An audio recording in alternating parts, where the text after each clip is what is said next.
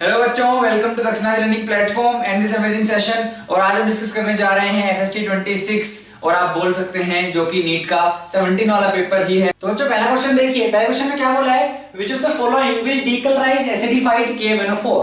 ठीक है, अब ध्यान से देखिए, मतलब हमें क्या करना है भाई, अपने पास है KMnO4 और हमें क्या है एसिडिक मीडियम में, मतलब ये कहां जाएगा बच्चों, +2 में जाएगा। भाई डीकलराइज करना है मतलब ये अपना भी पर्पल कलर का है, ठीक है, ये अपना कलरलेस होता है बच्चों। तो अपन क्या कह रहे हैं कि भाई +7 से अपने को +2 में ले जाना है, तो इसको अपने को रिड्यूस करना है। मतलब मुझे क्या चाहिए, एक रिड्यूसिंग एजेंट। रिड्यूसिंग एजेंट इसको रिड्यूस करेगा मतलब खुद को ऑक्सीडाइज करेगा, तो जो खुद को ऑक्सीडाइज कर सके। अब ध्यान दो, ये कार्बन ऑलरेडी +4 में है, ये फास्फोरस ऑलरेडी +5 में है, ये अपनी मैक्सिमम में ही है। अगर इनको रिड्यूस करना है इस चीज को, तो खुद को ऑक्सीडाइज करना है, खुद को ऑक्सीडाइज नहीं कर सकते तो ये ऑप्शन नहीं हो सकते। ठीक है बचे दो। अब यहां पे थोड़ा सा डाउट आता है कि यार ये +4 में है, हाँ ये ऑक्सीडाइज होकर +6 में जा सकता है, यार ये भी +4 में, ये +5 में जा सकता है। लेकिन बच्चों NO2 को आप जनरली देखते हो कि यार ये क्या है, एक पावरफुल ऑक्सीडाइजिंग एजेंट की तरह बिहेव करता है बेसिकली। और ये NO2 जब ऑक्सीडाइजिंग एजेंट की तरह बिहेव करेगा तो खुद रिड्यूस होगा और खुद जाता है नाइट्रिक एसिड में। ठीक है, हम मान लेते चलो एक पल के लिए इसने जो है इसको ऑक्सीडाइज कर भी दिया, तो ये NO2 से जाएगा किसमें बच्चों, मान लीजिए है ना, ये HNO3 में गया, तो ये +5 में चला गया। लेकिन ये खुद क्या है फिर, अच्छा खासा ऑक्सीडाइजिंग एजेंट, तो ये दोबारा +2 को इसमें कन्वर्ट कर देगा, समझ रहे हो। लेकिन ये जो है ये +4 से जाएगा सल्फेट में, तो हम कह रहे हैं यहाँ पे जो आपके पास SO2 है, ठीक है बच्चों, वो जाएगा आपका SO4 माइनस में, और वो मैंगनीज जो है आपका +7 उसको लेके जाएगा किसमें बच्चों, मैंगनीज +2 में। तो वो इसको रिड्यूस कर सकता है, खुद को ऑक्सीडाइज कर लेगा, और ये +6 में चला गया है। ठीक है, अब ये उतना अच्छा क्या है बच्चों, ऑक्सीडाइजिंग एजेंट नहीं है जितना HNO3 था, तो इसलिए बच्चों क्या है, ये अपना एक वाइज ऑप्शन नहीं है। और जो करेक्ट ऑप्शन बच्चों इस क्वेश्चन का होगा वो होगा ऑप्शन नंबर 1। चलिए बढ़ते हैं अगले क्वेश्चन पे। क्वेश्चन नंबर 137 क्या बोला गया है भाई, एक हाइपोथेटिकल रिएक्शन है X2 + Y2 और वो किसमें भाई क्या बन रहा है अपना 2XY। अब उसकी जो अपने इंटरमीडिएट स्टेजेस हैं भाई क्या क्या हो रहा होगा, ठीक है, ऐसा आप ऑर्गेनिक में देखते हो भाई, इसने यहाँ पे अटैक किया, ये बना इंटरमीडिएट, फिर ये हुआ, उसी तरह का समझ लीजिए भाई। पहले क्या है, X2 डिसोसिएट हुआ, X + X बना के फास्ट रिएक्शन है ये, तो इस तरह से 3 स्टेप हुई। बोल रहे हैं भाई इस ऑर्डर का ओवरऑल रिएक्शन क्या, ओवरऑल ऑर्डर क्या होगा इस रिएक्शन का। ठीक है, कैसे पता करेंगे, हमें एक बात पता है कि यार अपनी रिएक्शन का जो ऑर्डर डिटरमाइन करता है वो करती है अपनी बच्चों स्लोएस्ट स्टेप, है ना, RDS जो होती है अपनी रेट डिटरमिनिंग स्टेप, वहां से डिसाइड होता है कि भाई रिएक्शन का ऑर्डर क्या होगा। तो अगर आप देखो यहाँ पे ये वाली फास्ट है, ये वाली फास्ट है, स्लो कौन सी है, ये वाली, तो सेकंड वाली स्लो है, मतलब ये डिटरमिन करेगी कि इस रिएक्शन का ओवरऑल ऑर्डर क्या होगा। तो मैंने कहा ठीक है, यहां से लिख लेते हैं भाई, क्या लिखेंगे कि इस रिएक्शन का जो रेट होगा वो होगा कुछ K इंटू, इस वाली को देखिए क्या हो जाएगा, है ना, रिएक्टेंट्स भाई X और Y2 हैं, तो K इंटू X और उसका कोफिशिएंट कितना है बच्चों, स्टोइचियोमेट्री 1, इसका भी 1 है, X की पावर 1 इंटू Y2 की पावर 1। लेकिन अगर आप देखो यहाँ पे जो आपकी मेन रिएक्शन है उसमें कहीं भी क्या नहीं है बच्चों, X वहां पे नहीं है, तो हमें X2 और Y2 के टर्म में क्या रिप्लेस करना पड़ेगा, X को। Y2 तो ठीक है, Y2 ऑलरेडी है, लेकिन X नहीं है, तो हम यहां से कोशिश करेंगे कि यार X को जो है रिप्लेस कर दें इनके टर्म्स में। ठीक है, क्योंकि हम एसेंशियली कहते हैं कि यार आपका जो रेट लो होगा वो बच्चों क्या है, आपके जो रिएक्टेंट्स हैं, है ना, उनकी प्रोपोर्शनलिटी में आएगा। तो हम यहां से अब कैसे रिप्लेस करें भाई X को, तो हमने देखा X पहले वाली रिएक्शन में आ रहा है, तो यहां से आप लिख लीजिए, ठीक है, कि भाई ये जो रिएक्शन है, इस रिएक्शन का अगर आप K लिखोगे, अगर इसका हम कांस्टेंट लिखना चाहें तो क्या कहेंगे हम कि भाई कंसंट्रेशन ऑफ X का स्क्वायर डिवाइडेड बाय क्या हो जाएगा बच्चों, कंसंट्रेशन ऑफ X2। ठीक, यहां से X अपना आ गया और यहां से हमने कहा कंसंट्रेशन ऑफ X आ गया कितना भाई, कोई कांस्टेंट K है उसकी पावर हो जाएगी हाफ इंटू X2 की पावर हाफ। ठीक है, तो यहां पे X को रख दीजिए तो क्या आ जाएगा भाई, इस K को K1 लिख लीजिए। ठीक है, तो R अपना क्या आ गया, K ऑलरेडी था, X का अपना एक्सप्रेशन ये आ गया K1 की पावर हाफ इंटू X2 है ये बिल्कुल, X2 की पावर हाफ इंटू Y2 की पावर 1। ठीक है, तो ये तो अगेन कोई कांस्टेंट हो जाएगा K इंटू K1, है ना, हमें फर्क नहीं पड़ता कौन सा है। हमें कहा अगर हमें ऑर्डर निकालना है तो ये जो आ रहे हैं रिएक्टेंट्स, इनकी जो आपकी ये आ रही है पावर, ठीक है, इस पावर का कैप्चर क्या कर देंगे हम, सम कर देंगे, तो ओवरऑल ऑर्डर हमें मिल जाएगा। यहां से आ रही है आपके पास हाफ, यहां से आ रही है आपके पास 1, तो पूरी आपके पास मिला के होगी बच्चों 1.5। 1.5।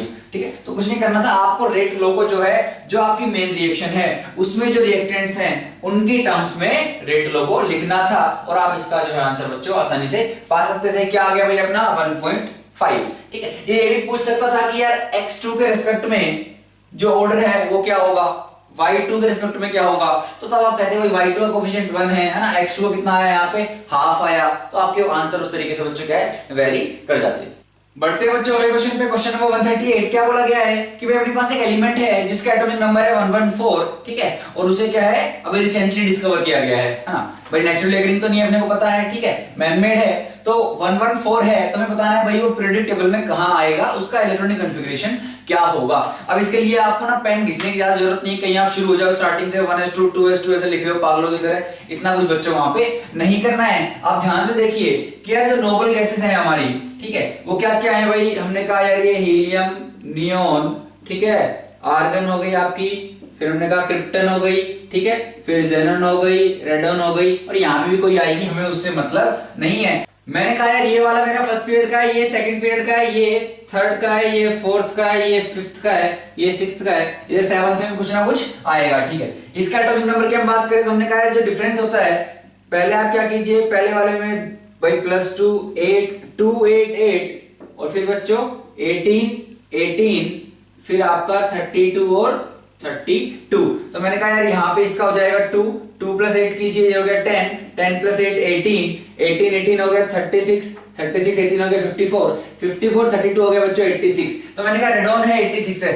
और इसमें और अगर मैंने 32 जोड़ दिया तो मेरा कितना जाएगा बच्चों, यहाँ पे जाएगा 1 1, कितना जाएगा भाई मेरा 8। तो मैंने कहा यार यहाँ पे अगर हम और जाएं तो सेवंथ में जो लास्ट होगा नोबल गैस वो बच्चों 118 होगा, मुझे क्या चाहिए 114। मतलब सिंपल सी बात है, इस वाले से मुझे इधर कितना आना है, इस वाले से मुझे इधर 4 वापस आना है। भाई एक आया 17 पे आएंगे, एक और आया 16, एक और आया 15, अगला आएगा तो 114 ही होगा। और यहां से अगर आप 4 ग्रुप इधर खिसकेंगे तो आप बच्चों कार्बन वाले ग्रुप पे आ जाएंगे। ठीक है, कार्बन वाले ग्रुप पे आ जाएंगे, और एक ही ऑप्शन है आपके पास कार्बन वाले, उसका बात खत्म। वैसे भी देख सकते थे कि यार इससे पहले रेडोन आ गया तो रेडोन तो आएगा, कोई दिक्कत नहीं है, 86 थे।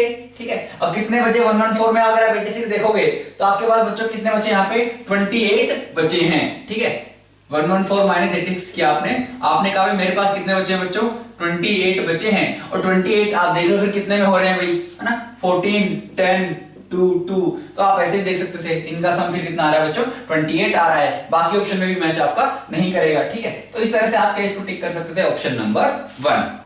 बच्चों आगे बढ़ते हैं, क्वेश्चन नंबर 139। क्या बोला गया है, the heating of phenyl methyl ethers with HI produces. ठीक है, 4 ऑप्शन दिए गए हैं। ठीक है, देखो यार, तो ये अपना हो गया फिनाइल मिथाइल ईथर, HI के साथ हीट किया, क्या होगा भाई, HI अपना क्या एसिड है, H+ देगा, H+ जाके बच्चों आपका यहां लगेगा, इसके 3 बॉन्ड बन गए, यहां पे आया बच्चों प्लस। ठीक है, अब क्या करेंगे भाई, अब आपके पास यहां पे है बच्चों क्या I-। ठीक है, अब बात ये है कि यार ये निकलेगा तो सही, ये बॉन्ड टूटेगा, लेकिन कौन सा, ये वाला या फिर ये वाला, ये कहां पे अटैक करने वाला है। एक बात समझना कि जब ये स्टार्टिंग में भाई आपके पास ये था, ठीक है, OX यहां पे लोन पेयर है। ठीक है, तो आपका ये लोन पेयर इधर कंजुगेशन में है कुछ, ठीक है, इधर कंजुगेशन में रिंग के साथ, तो यहां पे क्या है, ये सिंगल बॉन्ड नहीं है, यहां पे थोड़ा डबल बॉन्ड करेक्टर बच्चों आपके पास रहेगा। ऐसे समझ लो यार, ये sp2 है, तो ये भी क्या इलेक्ट्रॉन डेंसिटी को अपनी तरफ थोड़ा रखेगा, तो इस बॉन्ड को तोड़ना बच्चों टफ है ना, हम ये बात काफी बार कर चुके हैं। तो यहाँ पे अटैक बच्चों इधर होगा ना कि इधर, तो आप ऑक्सीजन और ये जो बेंजीन रिंग है इसके बीच में जो बॉन्ड है उसको नहीं तोड़ पाएंगे, तो I- सिंपल SN2 इधर करेगा, ये वाले आपके इधर शिफ्ट हो जाएंगे, तो आपको जो मिलेगा वो मिल जाएगा भाई फिनोल, प्लस आपको मिल गया बच्चों यहां से CH3I। तो ऑप्शन देखिए आपको मिथाइल आयोडाइड और फिनोल, तो फिनोल वाला एक ऑप्शन आपको दे रखा है, तो कौन सा ऑप्शन है बच्चों, वो ऑप्शन नंबर 2। चलिए अगला क्वेश्चन देखिए, क्वेश्चन नंबर 140। क्या बोल रहे हैं भाई, the order of acidity for the following compounds. ठीक है, अगर आप ध्यान से देखो तो आपके पास एक क्या है बच्चों, अल्काइन है, एक अल्कीन है, एक अल्केन है। हम क्या कहते हैं भाई, अगर स्ट्रॉन्ग एसिड चाहिए तो उसका जो कॉन्जुगेट है वो स्टेबल बनना चाहिए। आप यहां से H+ निकालोगे, क्या कॉन्जुगेट बना पहले वाले केस में, ये, तो जितना अच्छा कॉन्जुगेट बच्चों उतना ही क्या होगा, वो उतना स्ट्रॉन्ग एसिड होगा। यहां से H+ निकालोगे ये आएगा, यहां से H+ निकालोगे ये आएगा। अब माइनस चार्ज कहां पे स्टेबल होगा, अपने को एक बात पता है कि यहां पे यार इसका हाइब्रिडाइजेशन जो है बच्चों वो है sp। ठीक है, sp sp2 और sp3।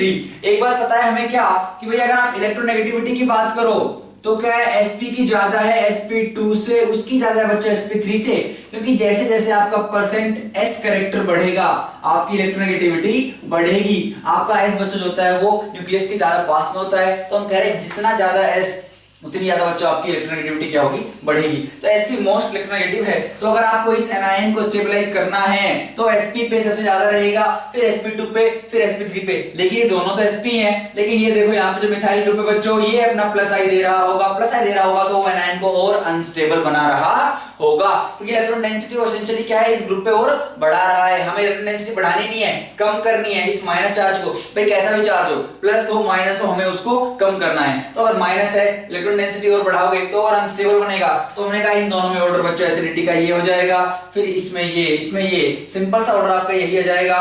और ये आप देखोगे आपको ऑप्शन नंबर 1 में दिया गया है। भाई एनायन की जो स्टेबिलिटी का ऑर्डर है ना, वही ऑर्डर क्या हो जाएगा बच्चों, उनके एसिड की स्ट्रेंथ का हो जाएगा। चलिए अगला क्वेश्चन देखिए, क्वेश्चन नंबर 141 क्या बोला गया है। भाई आपके पास ये है प्रोपाइन है, आपने कैटालिटिक हाइड्रेशन कराया, ध्यान से देखिए H2O H2SO4 और HgSO4 कैटालिटिक हाइड्रेशन ही है, फिर एक इंटरमीडिएट बना, और हम कह रहे हैं इंटरमीडिएट बनने के बाद फिर एक प्रोडक्ट बना। भाई क्या क्या होगा इंटरमीडिएट और प्रोडक्ट, तो बच्चों काफी आसान है। क्या कैसे करेंगे भाई, अपने को पता है कैटालिटिक हाइड्रेशन वाला जो है अपना, ठीक है, अगर आपको ध्यान से याद हो तो भाई ये आपका CH3C डबल बॉन्ड CH, आप भाई समझ लीजिए कि भाई यहाँ पे आपका जो H+ है वो कहाँ लगेगा, है ना, इसके अक्रॉस बच्चों मार्कोनिको एडिशन ही होता है, तो आपका H+ क्या है बच्चों H। भाई ये बॉन्ड को आप ऐसे तोड़ोगे प्लस माइनस, है ना, 2 डिग्री वाले पे आप प्लस लेके जाओगे, माइनस इधर, तो H+ लग गया इधर, शॉर्ट में समझते हैं सीधा, और यहाँ पे प्लस आया है तो वाटर का अटैक बच्चों आपको कहाँ पे होगा, यहीं पे होगा। OH का अटैक यहाँ होगा, तो आप ध्यान से देखिए भाई ये आपका इंटरमीडिएट बन गया, ठीक है। और अगर आप देखो तो ये क्या है बच्चों, इनोल। इनोल में क्या है बच्चों, कौन सी फॉर्म स्टेबल होगी, सी कीटो या इनोल। यहाँ पे कुछ खास ना, जैसा आपका मान लो एसिटो एसिटिक वाले जो होते हैं, है ना, वैसा कुछ भी नहीं है, नॉर्मल है। तो यहाँ बच्चों कीटो फॉर्म ही ज्यादा स्टेबल होगी, तो हम कह रहे हैं इसकी कीटो फॉर्म बन जाएगी फिर आपकी भाई, तो CH3C double bond O again CH3, ठीक है। तो ऐसा कुछ आपको प्रोडक्ट देखने को मिलेगा, तो हम कह रहे हैं एसीटोन बनना चाहिए और बीच में बच्चों एक इनोल आपका बनना चाहिए था। तो अगर आप ध्यान से देखेंगे तो ऑप्शन नंबर 3 जो है वो यही है, ये रहा इंटरमीडिएट और ये रहा बच्चों आपका फाइनल प्रोडक्ट। चलिए अगले क्वेश्चन की तरफ देखिए, क्वेश्चन नंबर 142, ठीक है। केमिकल इक्विलिब्रियम से है क्या है, अपने को 3 इन्होंने क्या है बच्चों दे दिए, रिएक्शंस दे दिए हैं कि भाई एक हेबर्स प्रोसेस है, उसका इक्विलिब्रियम कांस्टेंट K1 है, एक में हम नाइट्रिक ऑक्साइड बना रहे हैं K2 है, एक में वाटर बन रहा है K3 है। अपने को किसका चाहिए, इसका K इक्विलिब्रियम बच्चों, अपने को इसका K चाहिए अपने को, ठीक है। अच्छा कैसे करेंगे भाई, कुछ नहीं करना है भाई, जोड़ भाग है, इन तीनों को ऐसे रीअरेंज करना है कि आपको बच्चों ये दोनों इधर प्रोडक्ट में मिले, ये NH3 रिएक्टेंट में मिले। अब ध्यान से देखो, अगर आप ध्यान से देखो कि यार इसमें क्या क्या है, इसमें एक बात देखिए, अगर आप पहले वाले रिएक्शन को देखो बच्चों तो उसमें क्या है, 2NH3 राइट हैंड साइड में है प्रोडक्ट साइड में, यहाँ पे 2NH3 बच्चों आपका रिएक्टेंट साइड में है। मतलब उस वाले को क्या करना है, सिंपल मुझे क्या करना है, रिवर्स करना है, ठीक है। क्योंकि भाई कोफिशिएंट आपका स्टोइचियोमेट्री बच्चों 2 ही है, भाई यहाँ पे भी 2 है, वहां भी 2 है, सिंपल रिवर्स हो गया है। तो मैंने कहा रिवर्स करेंगे तो इसका इक्विलिब्रियम कांस्टेंट जो हो जाएगा बच्चों, हो जाएगा 1/K1। यहाँ पे देखिए 2NO राइट में है, 2NO राइट में है, मतलब कुछ नहीं करना है, एज इट इज रहेगी, तो इसका K2 ही रहेगा। और यहाँ पे बच्चों अगर आप H2 को देखोगे तो 3 है, ठीक है, और यहाँ पे 1 है, मतलब इसका 3 टाइम्स कर दिया है, तो इक्विलिब्रियम कांस्टेंट बच्चों क्या हो जाएगा, उसका क्यूब हो जाएगा, ठीक है, उसका क्यूब हो जाएगा। चलो अब अगर आपको ये रिजल्टेंट चाहिए तो हम क्या कर रहे हैं, तीनों को जोड़ रहे हैं। अगर आप तीनों को जोड़ोगे तो क्या हो जाएगा बच्चों, उनके जो इक्विलिब्रियम कांस्टेंट है वो सिंपली क्या हो जाएंगे, मल्टीप्लाई हो जाएंगे। तो हमने कहा 1/K1 into K2 into K3 का क्यूब। तो आपके पास ये आना चाहिए बच्चों, फाइनल जो है K रिजल्टेंट जो है इस वाली का इतना आना चाहिए। अगर आप देखो ये वाला ऑप्शन, तो K2 इंटू K3 का क्यूब डिवाइडेड बाई K1, बच्चों ऑप्शन नंबर 1 में ही आपको ये दिया हुआ है, वही हमारा क्या होगा, सही आंसर। चलिए क्वेश्चन नंबर 143, एक और एसिडिक स्ट्रेंथ का क्वेश्चन। तो which one of the following is most acidic. अगर चलेगी चारों वे क्या है बच्चों, फिनोल हैं, बहुत ही आसान है बच्चों, चारों फिनोल हैं। हम क्या करेंगे, H+ इसने दिया, इसका कॉन्जुगेट बना, कॉन्जुगेट जितना स्टेबल होगा एसिड उतना स्ट्रॉन्ग होगा। और अगर आप देखो अब चारों में अगर आप ये माइनस बनाओगे फिनोक्साइड तो कौन भाई, अब ये माइनस कॉन्जुगेशन में जाएगा, हमें माइनस को क्या करना है, कम करना है ना, कैसा भी चार्ज हो कम करना है। तो अगर इस माइनस को आप चाहते हो कम हो तो आप रिंग पे लगाओगे बच्चे, कैसे, आप इलेक्ट्रॉन विड्रॉइंग ग्रुप्स लगाइए। और अगर आप देखो तो यहाँ पे एक माइनस एम वाला लगाया है, लेकिन ये जो है यहाँ पे इसने 3 माइनस एम ग्रुप यहाँ पे बच्चों NO2 लगा रखे हैं, और 3 माइनस एम है, तो सबसे ज्यादा इलेक्ट्रॉन डेंसिटी को बच्चों वो ही क्या करेंगे, खींचेंगे। तो सबसे स्टेबल इसका कॉन्जुगेट बनेगा, तो सबसे एसिडिक यही होगा। तो आपका यहाँ पे जाएगा बच्चों आंसर नंबर 3।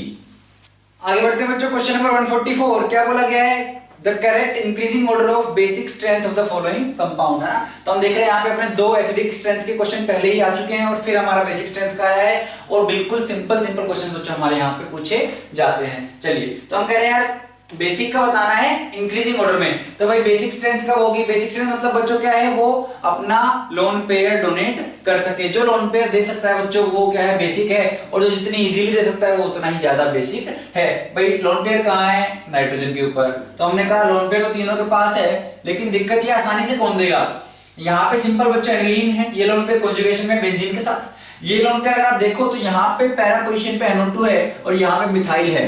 अच्छा, NO2 बच्चों कैसा ग्रुप है, माइनस एम माइनस आई, ठीक है, और ये कैसा है भाई अपना प्लस आई वाला ग्रुप है। तो हम कह रहे हैं भाई ये कॉन्जुगेशन करेगा कोई दिक्कत नहीं है, जब ये करेगा तो ऑर्थो पोजीशन पे भी जाएगा अपना लोन पेयर वाला, अपना जो चार्ज होगा बच्चों वो ऑर्थो पे जाएगा और पैरा पोजीशन पे जाएगा। पैरा पे जाएगा तो बच्चों ये माइनस एम है, इलेक्ट्रॉन डेंसिटी को अपने से खींचेगा, ठीक है। तो इलेक्ट्रॉन डेंसिटी को वैसे भी रिंग पे कम कर रहा है, इलेक्ट्रॉन डेंसिटी जो खींच रहा है बच्चों, तो क्या हो गया भाई इसका, भाई इसकी जो लोन पेयर देने की टेंडेंसी है वो कम हो जाएगी, तो इसकी बेसिक स्ट्रेंथ घट जाएगी। और यहाँ पे क्योंकि ये प्लस आई शो कर रहा है तो इसकी बच्चों क्या है, बेसिक स्ट्रेंथ बढ़ जाएगी। यहाँ पे डोनेटिंग ग्रुप है, यहाँ पे विड्रॉइंग ग्रुप है, तो हमने कहा पहले आएगा 3, फिर आएगा 1, फिर आएगा 2, 3 1 2 would be the correct order for this question, and you will find this option in this order in option number 3। तो क्या हो जाएगा बच्चों यहाँ पे अपना सही आंसर 3।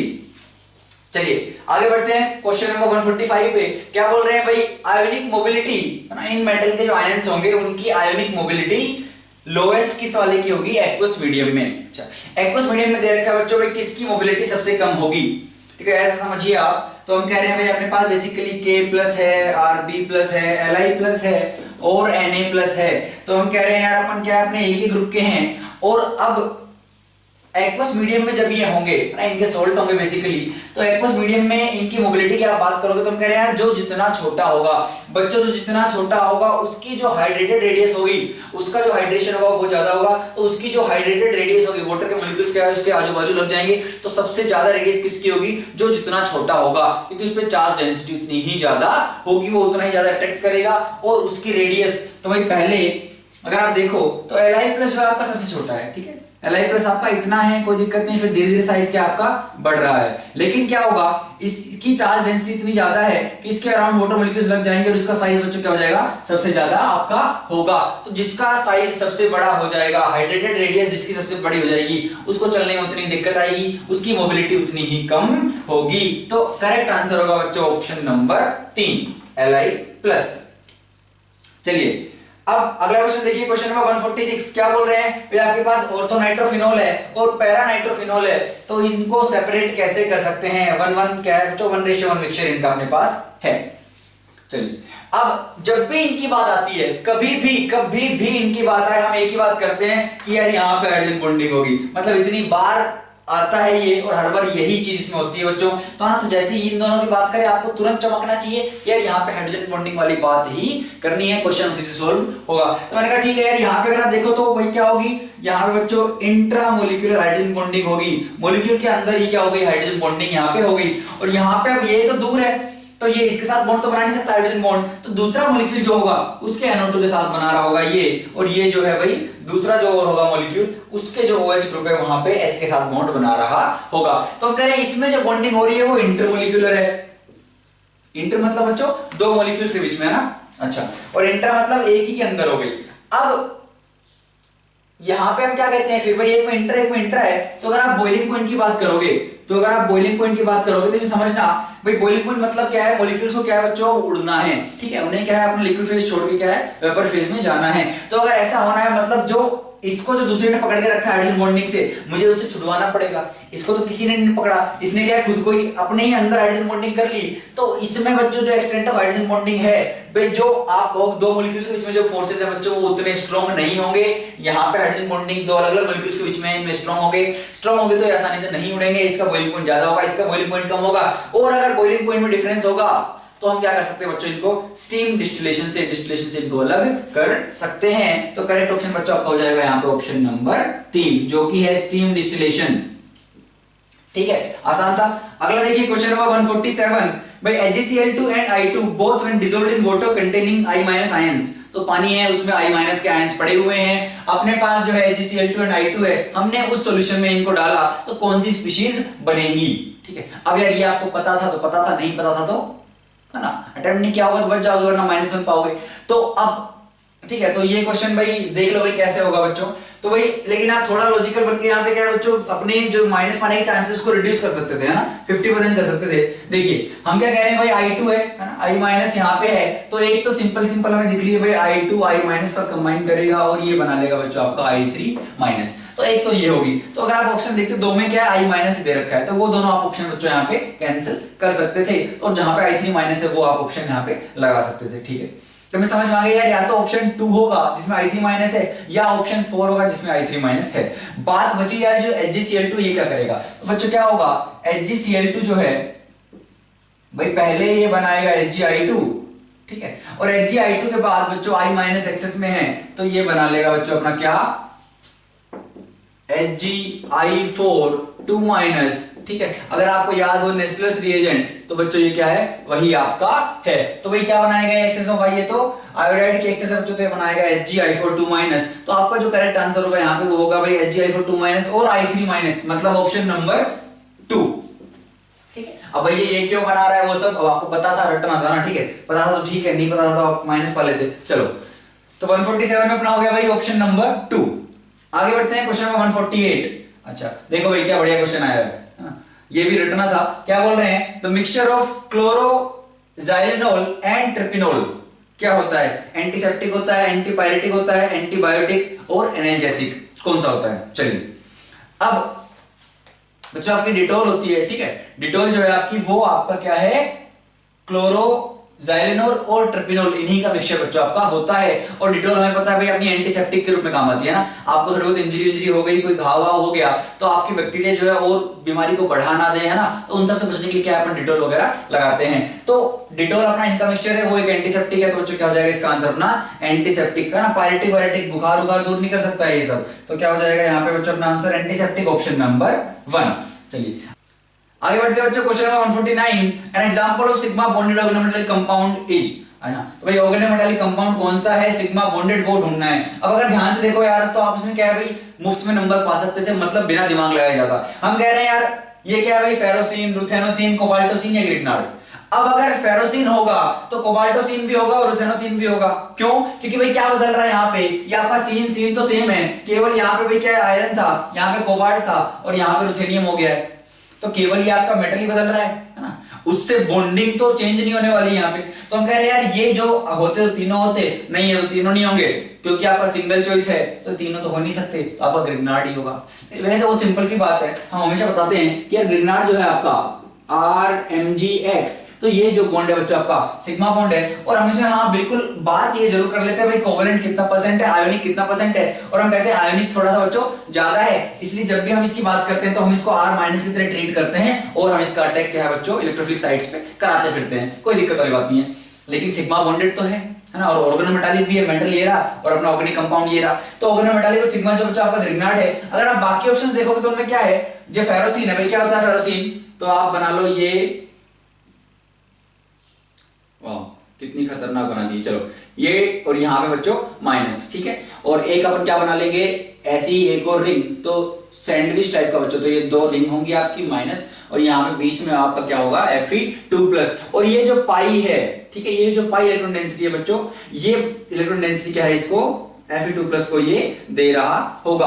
तो ये क्या है बच्चों, आपका पाई है, पाई बॉन्डेड है, सिग्मा बॉन्डेड ये आपका नहीं है, इसलिए हमने इस ऑप्शन को क्या है, नकार दिया है। तो ये तीनों इसलिए नहीं होंगे, है ना। अगर आप बात करो कोबाल्टोसिन की, तो भाई आपकी जो ये वाली है रिंग और ये वाली रिंग है, ये सेम रहेंगी, बीच में क्या है बच्चों, कोबाल्ट आ जाएगा आपका, इसमें क्या है, रुथेनियम आ जाएगा, तो कुछ भी चेंज नहीं होगा। तो करेक्ट आंसर होगा ऑप्शन नंबर 1, ग्रिग्नार्ड रिएजेंट। आगे बढ़ते हैं बच्चों, क्वेश्चन नंबर 150 क्या पूछा गया है, a first order reaction has specific reaction rate of 10⁻⁻² second inverse, ठीक है। How much time will it take for 20 gram of the reactant to reduce to 5 grams. तो बेसिकली हमारे पास क्या है, 20 ग्राम रिएक्टेंट है, हमें उसको 5 ग्राम बनाना है। फर्स्ट ऑर्डर रिएक्शन है, आपको रिएक्शन का स्पेसिफिक रिएक्शन रेट दे रखा है। अगर किसी को ये नहीं पता था यार स्पेसिफिक रिएक्शन रेट क्या है, तो आप इसकी यूनिट से अंदाजा लगा सकते थे। क्यों? क्योंकि हम कहते हैं यार रेट इक्वल्स के इंटू जो भी कॉन्सेंट्रेशन आएगा वो इसकी पावर n है, और अगर फर्स्ट ऑर्डर है तो हमारी n होगी बच्चों, क्या होगी, 1, ठीक है। रेट आपका जो होगा वो क्या होगा भाई आपका अगर हम बात करें तो रेट क्या होगा, कॉन्सेंट्रेशन आपका जो भी होगा मोल पर लीटर, है ना, उसकी हम क्या है पर यूनिट टाइम की बात कर रहे होंगे, और आपका k और कॉन्सेंट्रेशन है तो वो क्या होगा भाई आपका मोल पर लीटर। तो मोल पर लीटर से मोल पर लीटर गया, और आपका क्या बच गया भाई यहाँ पे, सिंपली आपकी ये है ना 1/T, तो बेसिकली सेकंड इनवर्स है। तो अगर k की यूनिट सेकंड इनवर्स है, मतलब बच्चों मेरी क्या रही होगी वो, है ना, मतलब सेकंड इनवर्स है, मतलब वो क्या है, k की वैल्यू आपको दे रखी है, तो आप यूनिट से भी अंदाजा वहां पे लगा सकते हैं। तो हमने कहा यार ये जो है k की वैल्यू दे रखी है, स्पेसिफिक रिएक्शन रेट, कोई दिक्कत नहीं, तो रेट कांस्टेंट भी बोलते हैं, ये भी मिल सकता है ना। चलो फिर क्या बोल रहे हैं कि भाई 20 से 5 बनाना है, तो बच्चों फर्स्ट ऑर्डर रिएक्शन है, k की वैल्यू दे दी है। अगर आप देखो तो भाई 20 से करना है 5, तो हम कह रहे हैं 20 से कर दो 10, 10 से कर दो 5। क्यों? क्योंकि 20 से 10 मतलब आधा हुआ, 10 से 5 आधा हुआ, और आधा हुआ मतलब t हाफ, आधा हुआ मतलब t हाफ। और फर्स्ट ऑर्डर के लिए t हाफ आपको पता ही है, फर्स्ट ऑर्डर के लिए t हाफ बच्चों क्या हो जाएगा आपका 0.693 बाई k, ठीक है। तो आपको सिंपली 2 बार t हाफ करवाना है, उतने टाइम में ये 20 से 5 हो जाएगा। तो इतना सा आसान सवाल था, ठीक है।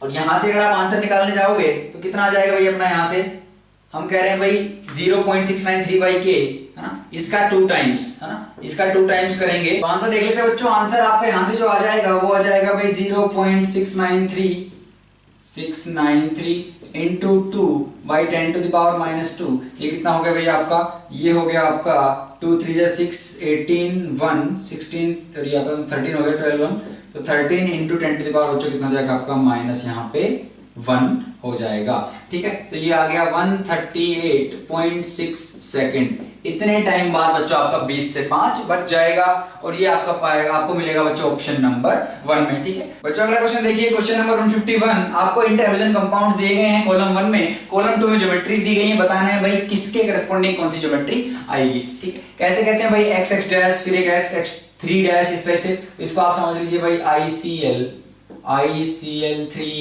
IF5 IF7 कुछ इस टाइप से, ठीक है। अब अगर आप ICL को देखोगे तो ICL में तो क्या है, ये आई रहा, ACL कुछ नहीं है, लीनियर होना है, तो हमने कहा A में तो क्या आएगा, A में आएगा 3rd,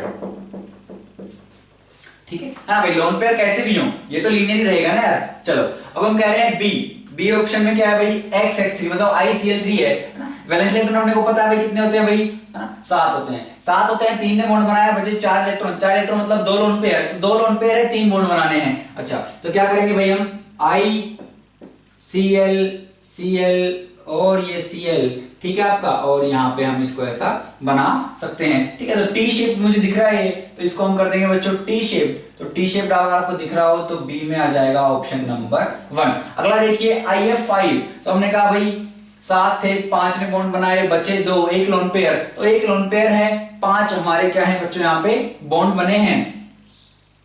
तो अगर आप इसको बनाने जाओगे तो हमने कहा ये हो जाएगा आपका भाई, ये रहा I, ठीक है, और F, तो भाई इधर ऐसे हम इसको बना लेते हैं, ये रहा आपका एफ 4 एफ हो गए, एक है 4 बचा, ये 5 हो गए और एक लोन पेयर बचेगा, वो लोन पेयर आपका ये रहा। तो हमने कहा ये तो आपका क्या बन गया भाई, स्क्वायर पिरामिडल टाइप का बन गया है। स्क्वायर पिरामिडल मतलब बच्चों हो जाएगा ऑप्शन नंबर आपका, तो सी में जो आएगा वो हो जाएगा ऑप्शन नंबर 4। अगला देखिए x7 डैश मतलब IF7 बेसिकली, और IF7 7 थे इलेक्ट्रॉन, सातों ने मोड बना लिए, ठीक है। तो आपको एक ही ऑप्शन दिखेगा भाई, 7 बनाने मतलब पेंटागोनल में 5 हो गए, बाई पिरामिडल, ठीक है। तो आपने क्या हो गया भाई, 5 का एक ऐसा होगा 1 2 3 4 5, एक ऊपर होगा एक नीचे होगा, तो इस तरह से बच्चों पेंटागोनल बाई पिरामिडल होगा, तो फोर्थ डी में आ जाएगा आपका सेकंड, ठीक है। तो अगर आप ऑप्शन देखना चाहो तो हम कह रहे हैं फर्स्ट में 3rd, ठीक है, बी में मतलब ए में 3, बी में 1, सी में आना चाहिए अपना 4, डी में आना चाहिए बच्चों क्या, सेकंड। तो आपका भाई ऐसा एक ही ऑप्शन है बच्चों, ऑप्शन नंबर 1, ठीक है, वो इसका करेक्ट आंसर होगा। अगला क्वेश्चन देखिए बच्चों, क्वेश्चन नंबर 152 आयोनिक से है, क्या बोल रहे हैं, द कंसंट्रेशन ऑफ Hg+, ठीक है, in saturated solution of Hg2C2O4 is 2.2 × 10⁻⁴ mole per litre. तो भाई Ag+ का जो है बच्चों आपका Hg नहीं है, आपका Ag+ का जो कंसंट्रेशन है वो इतना है, ठीक है, कोई दिक्कत नहीं है। हमें बताना है भाई Ksp कितना होगा इसका, कोई दिक्कत नहीं है भाई। Ag2C2O4 जो है ये क्या देगा हमें, ये देगा अपने को 2Ag+ प्लस C2O4 2-, ठीक है। तो अगर इसकी सोल्युबिलिटी S है तो भाई ये, क्योंकि मान लीजिए ये कुछ भी 1 S गया तो ये बनेगा 2S, ये बनेगा S। कंसंट्रेशन दे रखा है बच्चों Ag+ का, आपको जल्दबाजी में भूल से क्या नहीं लेना है, इसको सोल्युबिलिटी मत ले लेना, बस यहाँ पे यही गलती होने का चांस है। तो हम कह रहे हैं ये S नहीं 2S दे रखा है, तो 2S आपको दे रखा है 2.2 × 10⁻⁴ मोल पर लीटर, तो यहां से S की वैल्यू आ गई 1.1, बस इतनी सी गलती इसमें कर सकते थे।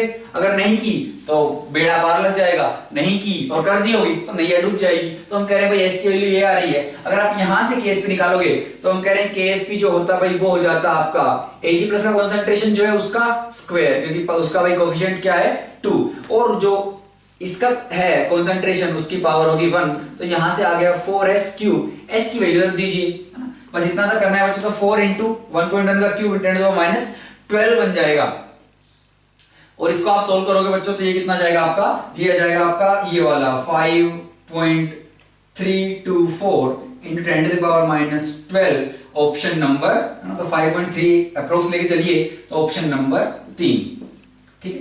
अगला क्वेश्चन देखिए बच्चों, क्वेश्चन नंबर 153, ठीक है, इलेक्ट्रोकेमिस्ट्री से है, क्या दिया गया है, एक डेनियल सेल है अपने पास जिसमें जो है जिंक Zn2+ में जा रहा है, और अपना कॉपर 2+ से बच्चों किसमें जा रहा है, कॉपर है ना 0 में जा रहा है, और इनका कंसंट्रेशन दे रखा है भाई।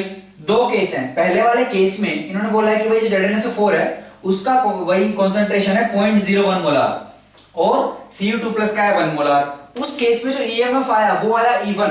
फिर हम कह रहे हैं अगर हम चेंज कर दें कंसंट्रेशन ऑफ Zn2+ को 1 मोलार कर दें और Cu2+ वाले को 0.01 मोलार कर दें तो EMF आएगा E2। तो E1 E2 में रिलेशनशिप पूछ रखा है सिंपल कि भाई कौन बड़ा है कौन छोटा है, क्या दोनों बराबर हैं, क्या कोई जीरो है, इतनी आसान सी बात। तो नॉन इक्वेशन लगाएंगे, हमें पता है भाई E अपना जो होता है वो होता है E0 - RT/NF इनटू बच्चों क्या हो जाएगा आपका ln(Q), ठीक है। अच्छा, इसको हम भाई और सोल्व कर लेते हैं। हम कह रहे हैं भाई E उसको लॉग में ले जाते हैं, E = E0 - 2.303 RT/F। n की वैल्यू अपने को पता है बच्चों 2 होगी, ठीक है, तो उसको मैंने साइड में लिख लिया है इनटू log Q। तो अब वैल्यू पुट करते हैं हम कह रहे हैं भाई आपका एनोड पे बात करोगे तो जिंक जा रहा है Zn2+ में, और कैथोड पे बात करोगे तो कॉपर 2+ से जा रहा है कॉपर में। इसका कंसंट्रेट दे रखा है 0.01, पहले वाले केस की बात कर रहे हैं, और यहां पे बच्चों इसका दे रखा है कितना 1 मोलार। इसका अगर आप Q लिखोगे तो रिएक्शन क्वोशिएंट क्या आ जाएगा बच्चों, वो आएगा Zn2+ concentration divided by Cu2+ का, तो सिंपली 0.01 ही आएगा, ठीक है। तो हमने कहा Q तो हो गया 0.01, ठीक है, और इसकी वैल्यू जो होगी बच्चों आपकी कितनी हो जाएगी बच्चों, वो वैल्यू आपकी ना इन्होंने दे रखी है, वैसे RT/F की वैल्यू दे रखी है इन्होंने 0.059। तो यहां से हम लिख लेंगे कि भाई E = E0 है ना, वैसे देखो यार छोटा बड़ा ही बताना है तो ये इसको हम कुछ कांस्टेंट C लिख लेते हैं C, और वो वैल्यू हम बिल्कुल निकाल सकते हैं, कितना हो जाएगा भाई 10 टू द पावर कितना है बच्चों -2 है ना, -2 आगे लाइए तो ये हो जाएगा प्लस इंटू हो जाएगा 2 है ना, और वो तो 1 हो जाएगा, तो ये बेसिकली 2 ही है, ठीक है। तो ये 2C हो गया, ये हो गया E1। सेकंड केस में क्या किया है, उल्टा कर दिया है, Zn2 + 1 कर दिया है, ये 0.01 कर दिया है, तो इसको 1 करोगे, इसको 0.01 करोगे, तो ये आएगा 10⁻2 आएगा इस बार, और 10⁻2 आएगा तो यहाँ 10⁻2 रहेगा, तो 2 ही आगे आएगा, ठीक है, और 2 ही आगे आएगा, तो आपका ये माइनस का प्लस नहीं बन पाएगा। तो हम कह रहे हैं E2 वाला जो केस है उसमें E0 तक तो सेम है ना, -C भी सेम है। हम कह रहे हैं इनटू जो आपका log 10⁻2 है, ये क्या है एसेंशियली, ठीक है, कि भाई 10 की पावर कितनी लगाएं कि 10⁻2 आए, तो 2 लगाएं, ठीक है। तो हमने कहा ये वैल्यू कुछ नहीं बस 2 है, तो ये हो गया 2C। तो यार E1 जो है +2C है, ये -2C है, तो कौन बड़ा है, E1 बड़ा है, तो E1 ग्रेटर देन E2, है ना। इतना आसान था सवाल, ऑप्शन नंबर 2। बच्चों आगे बढ़ते हैं, क्वेश्चन नंबर 54 क्या पूछा गया है, which of the following pairs of compounds is isoelectronic as well as isostructural। अच्छा, अब अगर हम ध्यान से देखें तो भाई 4 ऑप्शन है अपने पास, कोई दिक्कत नहीं है। हम क्या पूछ रहे हैं कि भाई आइसोइलेक्ट्रॉनिक भी होना चाहिए और आइसोस्ट्रक्चरल भी। अब आइसोस्ट्रक्चरल तो समझ में आता है, आइसोइलेक्ट्रॉनिक मतलब क्या है कि नंबर ऑफ इलेक्ट्रॉन्स बराबर है उनमें। अगर आप ये देखने गए तो आपका एक भी ऑप्शन मैच नहीं करेगा। अब टेक्निकली हाँ आप बोल सकते हो क्या क्वेश्चन गलत है, पता नहीं, लेकिन अगर आपको +4 चाहिए तो आपको ये मानना पड़ेगा कि आइसोइलेक्ट्रॉनिक का मतलब है बच्चों की वो नंबर ऑफ वैलेंस इलेक्ट्रॉन की बात यहाँ पे कर रहा होगा, वरना आपका कोई भी आंसर यहाँ पे मैच नहीं करेगा। चलिए तो वही करते हैं हम, ठीक है। तो नंबर ऑफ वैलेंस इलेक्ट्रॉन अगर आप देखने जाओगे तो देखो सबसे पहले यहां देखते हैं, हम कह रहे हैं भाई XeF2 और BeCl2, तो यार Cl2 और F2 में वैलेंस इलेक्ट्रॉन बराबर हो गए अपने, ठीक है। और B और Xe में अगर आप देखोगे तो ऑब्वियसली जो है Xe में आगे चला गया, B पीछे रह गया, तो ये तो बच्चों वैलेंस इलेक्ट्रॉन बराबर यहाँ पे नहीं हुए, ये ऑप्शन कैंसिल। अगला देख लो इधर, भाई इधर अगर आप देखोगे तो Xe भाई इसके वैलेंस इलेक्ट्रॉन 8 हो गए, प्लस इसके भाई ये आपका हैलोजन फैमिली का है, तो 7 2 14, ठीक है, कितने आए 22। यहाँ पे आप देखो I है फिर F3 भी है, तो 7 4 ये चले गए 28 पे, भाई ये भी क्या है अपना गलत है। ऑप्शन नंबर 1 देखिए, टेलुरियम क्या है, ऑक्सीजन की फैमिली का है, तो इसके हो गए 6, और यहाँ पे अगर आप देखोगे तो 14, यहाँ पे 20 आ रहे हैं, इसके देखोगे तो 8 + 14, ये भी नहीं है, आपका एक ही ऑप्शन बचता है बच्चों, ऑप्शन नंबर 2, ठीक है। ऑप्शन नंबर 2 में आप बात करोगे तो क्या मैच कर रहा है, भाई इसका तो हमने अभी निकाला, कितना आ रहा है 22। अच्छा, इसका कितना आएगा भाई 7 3 21, क्योंकि तीनों हैलोजन है तो 7 वैलेंस इलेक्ट्रॉन, तो 7 3 21, एक माइनस लगा दिया 22, बिल्कुल मैच कर गया। अच्छा, एक बार इनका स्ट्रक्चर और देख लें, बिल्कुल XeF2 की आप बात करोगे तो हम कह रहे हैं भाई ये ज़ेनॉन है, FF भाई ज़ेनॉन के पास कितने थे 8 वैलेंस इलेक्ट्रॉन, हमने कहा है 2 फ्लोरीन से बॉन्ड बनाए, बचे कितने 6, मतलब 3 लोन पेयर, और लोन पेयर बच्चों इक्विटोरियल ऑक्यूपाई करेंगे, तो हमने कहा ये रहा भाई, ये कैसा है अपना इस टाइप का आ गया, कोई दिक्कत नहीं है। IBr2 माइनस, तो अगर आप ध्यान से देखो यार इसमें भी क्या है, I के साथ 2 क्या है बच्चों Br है, ब्रोमीन है, हम कह रहे हैं एक माइनस आया, तो आप ऐसे समझिए इसके पास 7 वैलेंस इलेक्ट्रॉन थे, एक माइनस आया 8 हो गए, और 2 Br से बॉन्ड बनाए तो वही 6 बचे, तो 3 लोन पेयर, तो डिट्टो सेम आ रहा है, मतलब ये क्या होगा बच्चों बिल्कुल XeF2 जैसा ही रहा होगा। तो हम कह रहे हैं भाई 3 लोन पेयर और ये रहा, ठीक है। तो इन दोनों का स्ट्रक्चर बच्चों अंधे को भी दिख रहा है कि सेम टू सेम है, ठीक है। आप शेप वेप की बात करोगे तो हम कहेंगे लीनियर है, ठीक है। तो कौन सा ऑप्शन हो जाएगा बच्चों अपना ऑप्शन नंबर 2 जो है ये सही होगा। आगे बढ़ते हैं बच्चों, क्वेश्चन नंबर 55 क्या पूछा गया है, the IUPAC name of the compound is, compound क्या है भाई, कंपाउंड दे रखा है ये, ठीक है। इसमें अगर आप देखो भाई 2 फंक्शनल ग्रुप अपने पास हैं, है ना, एक अपना ये एल्डिहाइड है, एक कीटोन है, और एक एल्कीन भी है, लेकिन प्रायोरिटी की बात करोगे तो अपने को पता है भाई जो एल्डिहाइड है उसकी प्रायोरिटी बच्चों ज्यादा है कीटोन से, तो हम क्या कहेंगे भाई एल्डिहाइड आना चाहिए। अच्छा, उसके अलावा फिर भाई ये तो क्या है एक नॉर्मल सब्स्टिट्यूएंट की तरह रहेगा ना, वैसे कार्बन चेन में ही, मतलब मेन कार्बन चेन में इसका कार्बन आएगा, तो उसके बारे में चिंता करने की जरूरत नहीं है। हम कह रहे हैं कि ये आना चाहिए अपनी कार्बन चेन में, और अल्कीन वाला आना चाहिए, तो अपनी जो चेन होगी बच्चों वो हो जाएगी ये, ठीक है। अब नंबरिंग करोगे आप तो 1 2 3 4 और 5, ठीक है। अच्छा, ऑप्शन में सारे हेक्स हैं, तो हमने बेसिकली गलती कर दी क्या कि यहाँ पे इसको आप ऐसे कर लीजिए, ठीक है।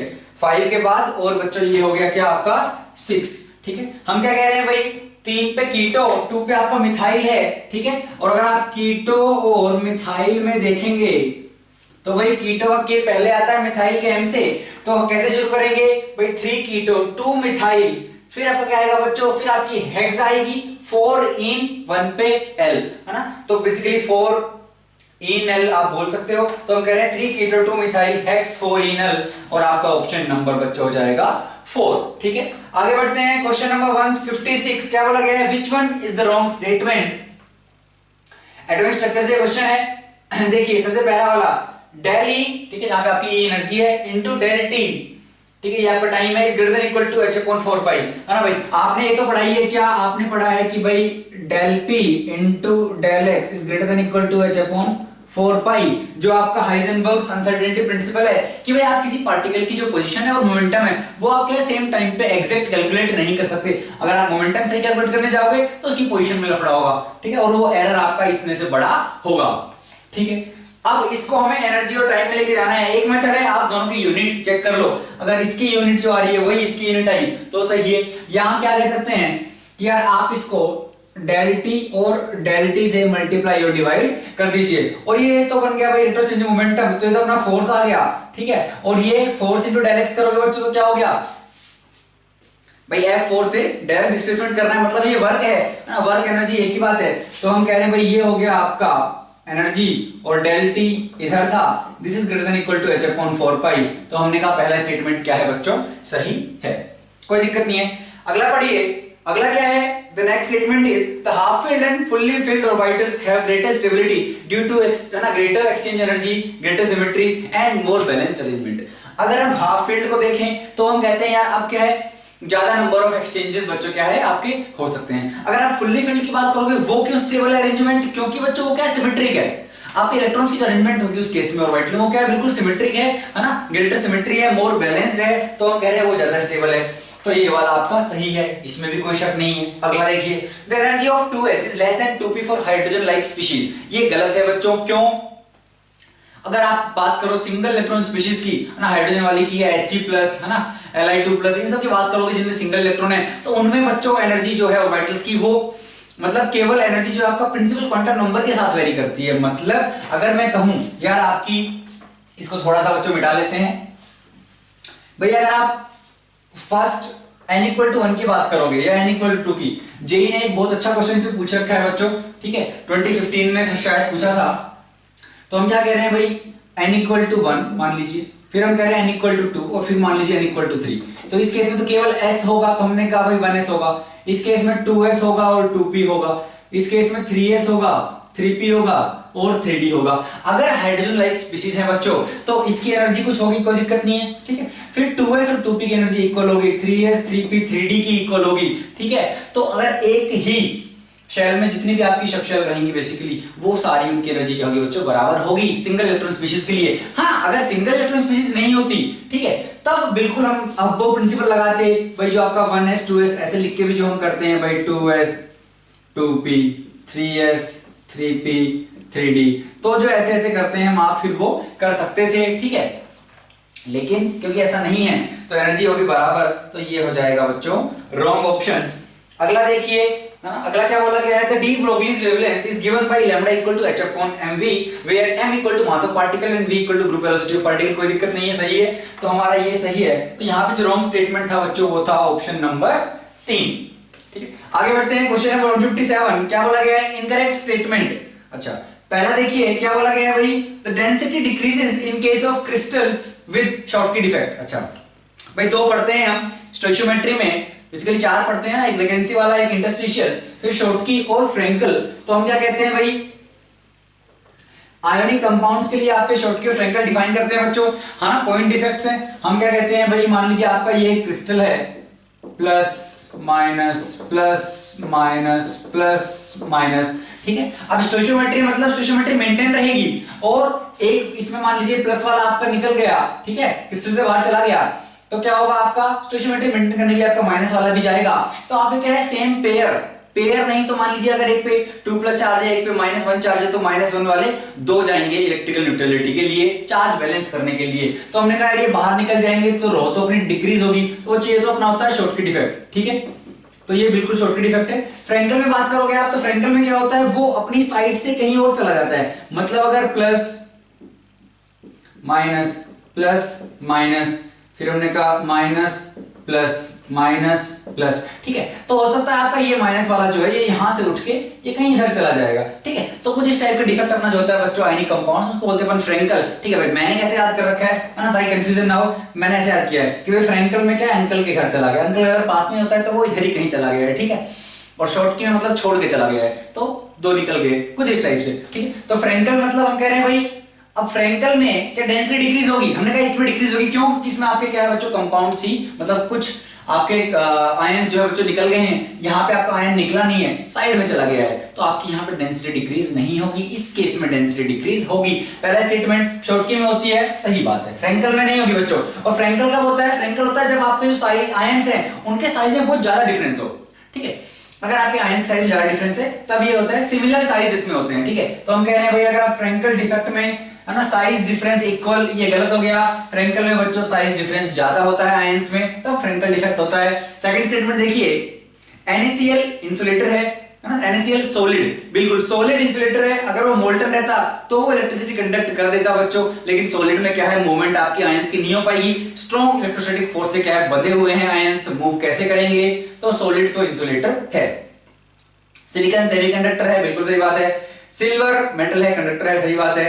क्वार्ट्ज पीजो इलेक्ट्रिक क्रिस्टल है अपना, बिल्कुल बच्चों। पीजो इलेक्ट्रिक क्या होते हैं अपने, बेसिकली ये कुछ ऐसे कंपाउंड्स हैं जिन पे आप क्या करोगे भैया, आप अगर उन पे मैकेनिकल स्ट्रेस लगाओगे तो वो क्या है बच्चों, आप उसको इलेक्ट्रिकल वर्क में कन्वर्ट कर सकते हो, और अगर आप इलेक्ट्रिकल वर्क करोगे तो वो कुछ वाइब्रेट टाइप, उस टाइप से कुछ मैकेनिकल जो है बच्चों परफॉर्म करेंगे।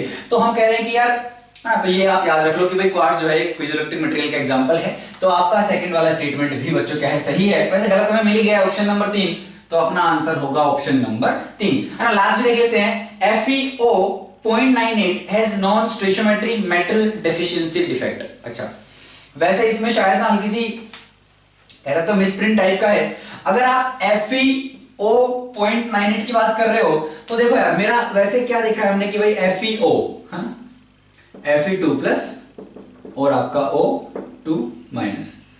अब हम क्या कह रहे हैं कि यार नॉन स्टोइचियोमेट्री तो हमें दिख गया, ठीक है, कोई दिक्कत नहीं है ना, स्टोइचियोमेट्री इसकी मतलब नहीं मैच कर रही है जो होनी चाहिए थी वो। लेकिन हम क्या कह रहे हैं, मेटल डिफिशिएंसी डिफेक्ट। क्या ये मेटल डिफिशिएंसी डिफेक्ट है? अगर मेटल डिफिशिएंट रहना तो मतलब मेटल कम, लेकिन आप देखिए Fe के साथ अगर एक O रहता तो साथ एक Fe2 प्लस हमें चाहिए था। यहाँ पे O आपका एक नहीं है, कम है, वो एक से है ना 0.98 है, लेकिन Fe तब भी 1 है, तो मेटल डिफिशिएंसी नहीं है, मेटल तो एक्सेस में लग रहा है मुझे यहाँ पे, है ना। तो शायद ये मिसप्रिंट हो गया है और ये 0.98 जो है वो आपका यहाँ होना चाहिए था, ठीक है, इधर, है ना। तो अब इसमें 17 में आया तो क्वेश्चन ऐसे ही है, तो ये भी गलत ही है वैसे तो, ठीक है। तो मिसप्रिंटिंग वाला हुआ है आई थिंक, ठीक है। तो अपना वैसे थर्ड फोर्थ दोनों ही गलत है ना। तो इसको अपन ने, आपका जो पेपर अभी हुआ है उसमें मैंने करेक्ट करा दिया है। ओरिजिनली आपको ऐसा मिलेगा क्वेश्चन, ठीक है, लेकिन आपको जो पेपर मिला होगा उसमें Fe 0.98 रो करा दिया गया है, तो उस केस में ये सही है, ओरिजिनली ऐसा आया था। तो क्या है बच्चों आपका ये भी फिर सही हो जाएगा जिस तरह से हमने करेक्ट कराया है, लेकिन ओरिजिनली ये भी गलत था, ठीक है। कॉन्ट्राडिक्टरी है, आप बहस कर सकते हो, लेकिन गलत तो है ही। चलो अगला क्वेश्चन देखिए बच्चों, question number 158, the species having bond angles of 120 degree, ठीक है, हमें चाहिए 120 का एंगल, कोई दिक्कत नहीं है। ClH3 अगर आप देखोगे बच्चों तो Cl के वैलेंस इलेक्ट्रॉन कितने बच्चों, 7 में इसने बनाए 3 बॉन्ड, बचे 4, मतलब 2 लोन पेयर, तो 2 लोन पेयर हैं, 3 सिग्मा बॉन्ड है ना। हमें 120 चाहिए, मतलब बच्चों sp2 चाहिए, ठीक है। तो मतलब हमें स्टेरिक नंबर जो चाहिए, स्टेरिक नंबर हमें चाहिए 3, यहाँ पे स्टेरिक नंबर आ रहा है कितना, 5, ये तो हो गया गलत, है ना, sp3d टाइप लग रहा है। NCl3 में इनके ऊपर लोन पेयर है, ये है sp3, ये भी नहीं हो सकता। BCl3 में B के पास 3 ही इलेक्ट्रॉन थे, ये Cl Cl Cl, ठीक है, बैक बॉन्डिंग हो रही होगी, लेकिन यहाँ पे क्या है, क्या इसका हाइब्रिडेशन चेंज होगा उसकी वजह से, नहीं, हाइब्रिडेशन तो इसका sp2 ही रहेगा, तो करेक्ट आंसर वुड बी 3। अगर आप PS3 की बात करोगे बच्चों तो हम कहते हैं इसमें हाइब्रिडेशन नहीं होता है, तो इसमें बॉन्ड एंगल जो है ना, आप ड्रैगोस रूल लगाओगे वही सारी बातें, तो हम कह रहे हैं भाई इसमें हाइब्रिडेशन नहीं होता है, तो आपका बॉन्ड एंगल जो है बच्चों वो क्लोज टू 90 होगा, ठीक है। तो 120 की बात की तो हमें sp2 चाहिए, मतलब BCl3 हमें चाहिए था। बच्चों आगे बढ़ते हैं, क्वेश्चन नंबर 159 क्या बोला गया है, for a given reaction delta H equal 35.5 kilojoule per mole and delta S entropy change is equal to 83.6 kilojoule per mole, ठीक है। The reaction is spontaneous at, reaction किस टेंपरेचर पे स्पॉन्टेनियस होगी अपने को ये बताना है, और अजम्पशन है, assume that delta H and delta S do not vary with temperature.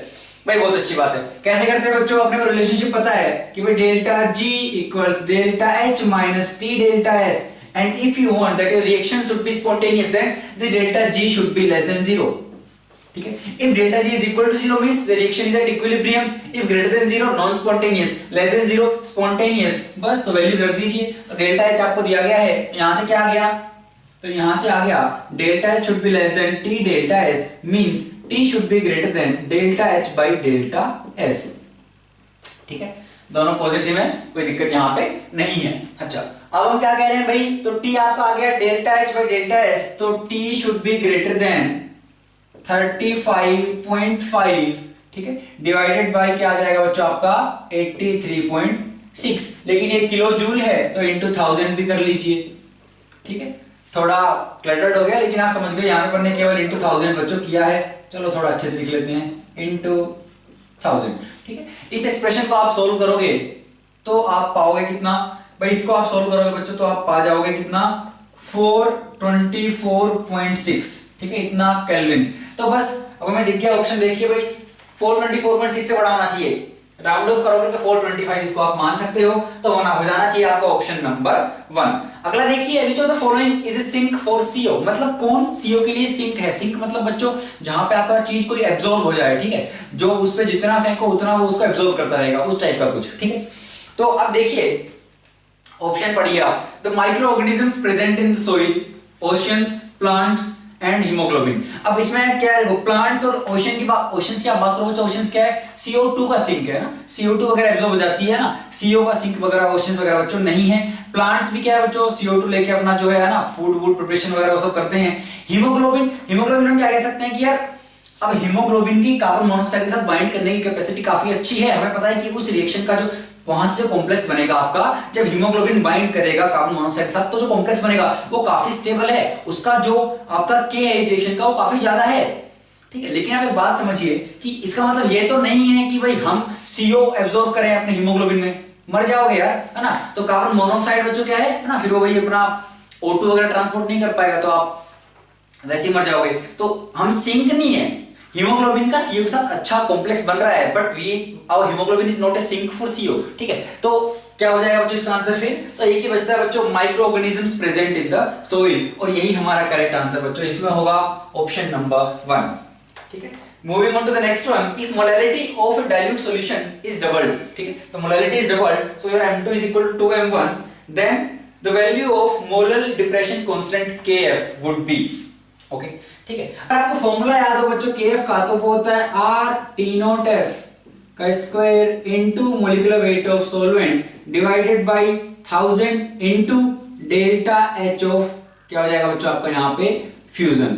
ठीक है, तो हम क्या कह रहे हैं यहाँ पे कि यार अगर आप delta H of fusion by M की बात करो तो वो आपका लेटेंट हीट ऑफ फ्यूजन आएगा। ठीक है, तो वही कांस्टेंट R कांस्टेंट है, T0F आपका है ना, जिस प्रेशर पे हम बात कर रहे हैं कांस्टेंट है। तो मोलैरिटी बढ़ाने से मेरा Kf तो चेंज नहीं हो रहा है। ठीक है, सिमिलरली बच्चों आपका Kb, तो Kb Kf है जो आपकी वो मोलैरिटी वगैरह पे डिपेंड नहीं कर रही, इंडिपेंडेंट है उनका एक्सप्रेशन। ठीक है, तो उनसे आपका क्या चेंज होता है, डिप्रेशन इन फ्रीजिंग पॉइंट जो है, एलिवेशन इन बॉइलिंग पॉइंट जो है, वो सब चेंज होता है मोलैरिटी से, लेकिन Kf Kb आपका चेंज बच्चों नहीं होता है, तो वो रहेगा अनचेंज्ड, और अनचेंज्ड की बात करोगे तो ऑप्शन नंबर 3। अगला देखिए, which of the following is dependent on temperature, temperature पे वो डिपेंड करेगा, जिसमें वॉल्यूम का टर्म आ रहा होगा बच्चों। मोलैरिटी में बिल्कुल आता है number of moles of solute by volume of solution in litre, तो मोलैरिटी डिपेंड करेगी, है ना। टेंपरेचर वगैरह बढ़ाओगे तो बच्चों क्या होंगे आपके जो सॉल्वेंट है ना, भाई पानी है तो आपका वॉल्यूम वगैरह चेंज होगा। तो हम क्या कह रहे हैं, पानी है कोई भी कोई भी एक सॉल्वेंट है आपका, तो मोलैरिटी आपकी चेंज हो जाएगी। और अगर आप बात करो मोलैरिटी की, तो इसमें केवल मास आ रहा है, हम कह रहे हैं भाई moles of number of moles of solute by weight of solvent in KG, तो जहां पे केवल मास आ रहा है। अब टेंपरेचर बढ़ाने घटाने से मास चेंज नहीं हो सकता, मास अनचेंज्ड है, तो क्या है भाई मोलैरिटी आपकी चेंज नहीं होगी। सिमिलरली परसेंट वेट है ना, तो ये भी चेंज नहीं होगा बच्चों, और मोल फ्रैक्शन तो अगेन, तो जहां पे आपकी मास वाली चीजें बच्चों वो चेंज होगी, जहां पे आपका वॉल्यूम कहीं पे इंट्रोड्यूस्ड है, तो वहां पे क्या है आप टेंपरेचर बढ़ाओगे घटाओगे तो वॉल्यूम पे बच्चों आपका फर्क पड़ेगा और आपकी मोलैरिटी चेंज हो जाएगी। Option number 1। 163 देखिए, which of the following statements is not correct। अच्छा, क्या बोल रहे हैं, तो the value of equilibrium constant is changed in presence of a catalyst in the reaction at equilibrium। अच्छा, अब कैटलिस्ट का जो काम होता है बच्चों क्या करता है, वो आपकी भाई जो एनर्जी रिक्वायर्ड है ना भाई, जो आपकी अगर हम बात करें, मान लीजिए ये आपका यहां पे रिएक्टेंट्स है, ठीक है, ये एक्टिवेशन एनर्जी चाहिए, ये आपका प्रोडक्ट है। तो अगर आपकी एक्टिवेशन एनर्जी बहुत ज्यादा है, ठीक है, तो अगर आप चाह रहे हो यार इतनी एनर्जी नहीं देनी, तो हम कैटलिस्ट वगैरह का यूज करते हैं, वो आपका पाथ चेंज करता है बच्चों, ठीक है। लेकिन आपका क्या है, वो तो आपकी एक्टिवेशन एनर्जी को कम कर देगा कैटलिस्ट, लेकिन आपके रिएक्शन का जो इक्विलिब्रियम कांस्टेंट है बच्चों, that is unaffected by your catalyst, ठीक है। तो कैटलिस्ट उसको चेंज नहीं कर सकता। कैटलिस्ट सिंपली आपकी जो फॉरवर्ड रिएक्शन रेट है और बैकवर्ड रिएक्शन रेट है, दोनों को क्या है बच्चों, है ना, सेम अमाउंट से क्या बच्चों को चेंज करता है, बढ़ाता घटाता है, लेकिन वो आपका K जो है उसकी वैल्यू चेंज नहीं कर सकता। स्पीशीज का जो कंसंट्रेशन है इक्विलिब्रियम पे उनको चेंज नहीं कर सकता। तो K क्या है, K की प्रेजेंस, K जो है वो चेंज नहीं होगा इन प्रेजेंस ऑफ कैटलिस्ट। यही ऑप्शन आपका गलत हो गया, यही हमें ढूंढना था, तो आपका सही ऑप्शन हो गया बच्चों यहाँ पे ऑप्शन नंबर 1।